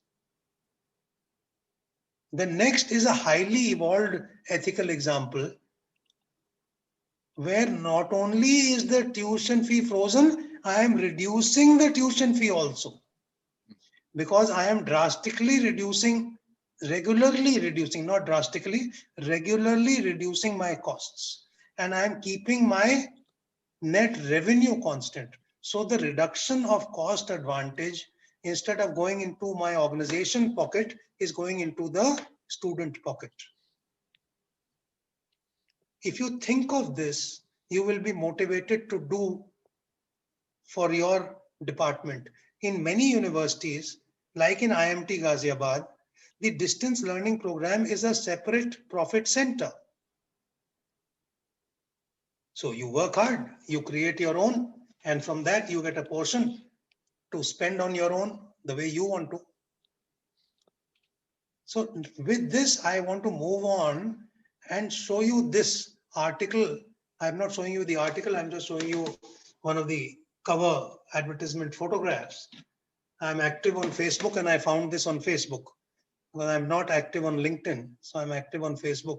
I love to see diverse topics, not only profession. Imagine Wall Street Journal has published this less than 2 months ago. The 670 billion college industrial complex, please note the phrase, college industrial complex, is under threat from online school. The students love it. They are sitting wearing their Bermudas at home or in the bedroom, and he's got his earbuds on and he's wandering around, or he's multitasking. There are other problems with online apart, but there is a major stress on standard education because people have now got used to online education. The American colleges and universities have recorded the largest drop in cash inflow in decades in the last academic year. Of course, attributable to the China virus, officially called the pandemic. COVID-19 has forced higher education to face economic reality. Now that a generation of would-be applicants is grown used to online learning, higher education will not be the same. You will find that it will metamorphose. It is metamorphosing. And those who are in the online education business are doing well. Purdue Global, I named IMT CDL, Center for Distance Learning. Purdue Global grew significantly last year, partially as a result of COVID, its provo says. And Purdue Global is the online adult education division. You would be aware that Google says we don't want university degrees. We have launched our own certificate programs, which will be treated as equivalent to 4-year college for hiring purposes. So there is a lot of pressure on colleges to do well. That is the major issue. Now, if you think about these kinds of pressures, then Lean Six Sigma makes sense. We adopt a business approach that can help higher education professionals to both focus on value creation and efficiency, which is the lean management method. Everybody. Good afternoon. Yes, Vijaya? Can I, sir, ask clarify a small doubt? Yes, certainly. Yeah, just as you were mentioning, sir, yeah, I was thinking the same thing, that lean thinking is basically minimizing waste expenditure and making organization more efficient. But as you Okay. just mentioned, sir, that is what we all are in. I think the higher education is more of in a transformative stage. So do we need to adopt a total radically new way of thinking and transforming? Because how much will it really help us in overcoming the losses is my concern.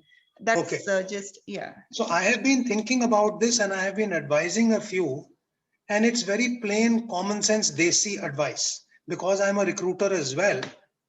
The simple thing is what our chief guest also spoke about, Dr. Bhagwati Prakash sir, employability skills. The moment the new education policy has given you a number of measures, it is focused on vocational training. My dhobi, my press wala's son, engineer बनना है, and the dhobi was crying. कहता sir सारी जमीन बिक जाएगी फिर भी हम फीस नहीं दे सकते. I said what nonsense, send him to me. You will join ITI and for 1/4 of the cost you become a air conditioning mechanic. You will always have money. Come what may, India will always have fridges and air conditioners, and cars will have ACs. You will never be out of a job. You become an electrician. Don't become a welder because welding is now robotic. The Honda factory is right next to my house. So AC mechanic and electrician is what I recommended him. Your question about transformational, whether it's an evolution or a revolution, the point is, example I gave, that an engineer cannot recognize the components in detail on a printed circuit board. A management, whenever I teach, I always give them real life examples, like I've been given to you also, all of you, though you are all at a much, much higher level, but still, the question in the student's mind is, how is this relevant to my work life? What's in it for me? If you can answer that question successfully and positively, you're good. For that, whether you have to do an evolutionary change or a revolutionary change, whether you have to make a transformative change, you have to apply Kurt Lewin's theory of unfreeze, change, freeze, do whatever. The point is, you are now enabled to do it. If the university doesn't do it, it is cooking its own goose. It is digging its own grave. Have I answered your question, ma'am? Yes, yes, sir. Thank you so much. Thank you. Thank you. So, everybody at every level has to be involved. And normally, because of the barriers to change, which all management faculty teach in change management, often this employee engagement and following an incremental method helps. Don't worry if your changes are small and your net savings are small. My favorite phrase, I'm using it for the third time in this session, trickles become torrents. Lean is not a new burden or extra work for employees. It is a methodology which ultimately empowers workers to contribute ideas on how to make their work more effective, efficient, and meaningful for themselves. I have made people work very hard. And I retired 7 years ago. My last PS, she retired 3 years after me. Every year she would send me free passes. And now she's also retired. She still keeps in touch 4 years after her retirement. So you've empowered people. I remember once in the tenure of 3 years as security advisor, she said, sir, kaam bahut hai, I want a change. I said, please go. I picked up the phone, I rang up the JS cord in MHA. She wants a change, mere paas kaam zyada hota hai, and she's right. She's a very good worker. Give her a soft place. Sir, aapke liye, bhai, you send me anybody. Whoever comes here will work with me. It's very simple. There's no question that whoever comes will not work. He will work or she will work. In 20 days, she was back. कि sir काम तो बहुत है लेकिन आपके संग काम करने में मजा आता है, घर जाते हैं खुश होके जाते हैं. So this is what this point is, to make the work more meaningful for them. When the work is done, success at your feet, your people say, we did this. and the leader stands quietly in a corner, knowing that the strategy was his and the guidance was his or hers. So your people get it meaningful. One of the central tenets of this approach is respect for people. And the idea is to practice bottoms-up management, giving frontline employees who are closest to the everyday challenges the support they need to solve the problem quickly. I have many military examples where I was given the support and a few where I was denied the support. But we may not have the time and they will not be relevant in your context. So I will refrain from those. I have lots of examples, time permitting. I'll give them from NHAI and from the Home Ministry and from my tenure as an advisor to the government of Seychelles. So what are the key questions you should be thinking of? Is your university ready for lean thinking? And you are its ambassador. Having done this 5-day FDP as on 20th August, you are the ambassador to promote lean thinking, to hold a workshop in your university for your faculty. And let's start implementing one small change in each department of the university. Is there a supportive workplace environment? If not, let's start building one. That's the key question. Will the current leadership support it? You ask for an audience. Sir, I attended this 5-day FDP. I would like to give a debrief in front of as many people as you want to gather. You will improve your public speaking skills. You will improve your publicity. There are personal benefits you will get, and you will get your leadership also starting to think, oh, padोसी college कर रहा है, हमको भी करना पड़ेगा. Very good. And then the leadership will align institutional practices to support lean. With that, I come to the 5 principles of lean management, which we have covered earlier. Now I am only going to talk, there are no slides on this issue, about lean management in the context of higher education. We will review the 5 main principles from this perspective of higher education, seeking inspiration to change the everyday way we work. Particularly useful if you work in the admissions department, in the international student recruitment department. There you can bring about change within a week. And we will take a brief tour through the 5 principles and see how they can be applied in the higher education context. And the first point was define value. So here we are clear, we are going to define value as to what it means to the student, who is the key customer, and also what it means to the teaching faculty, to the non-teaching staff, and to the others. Earlier for the student, academic standards were what mattered. First division aa gaya, bahut badhiya. Today, what first division? Even if you get distinction 75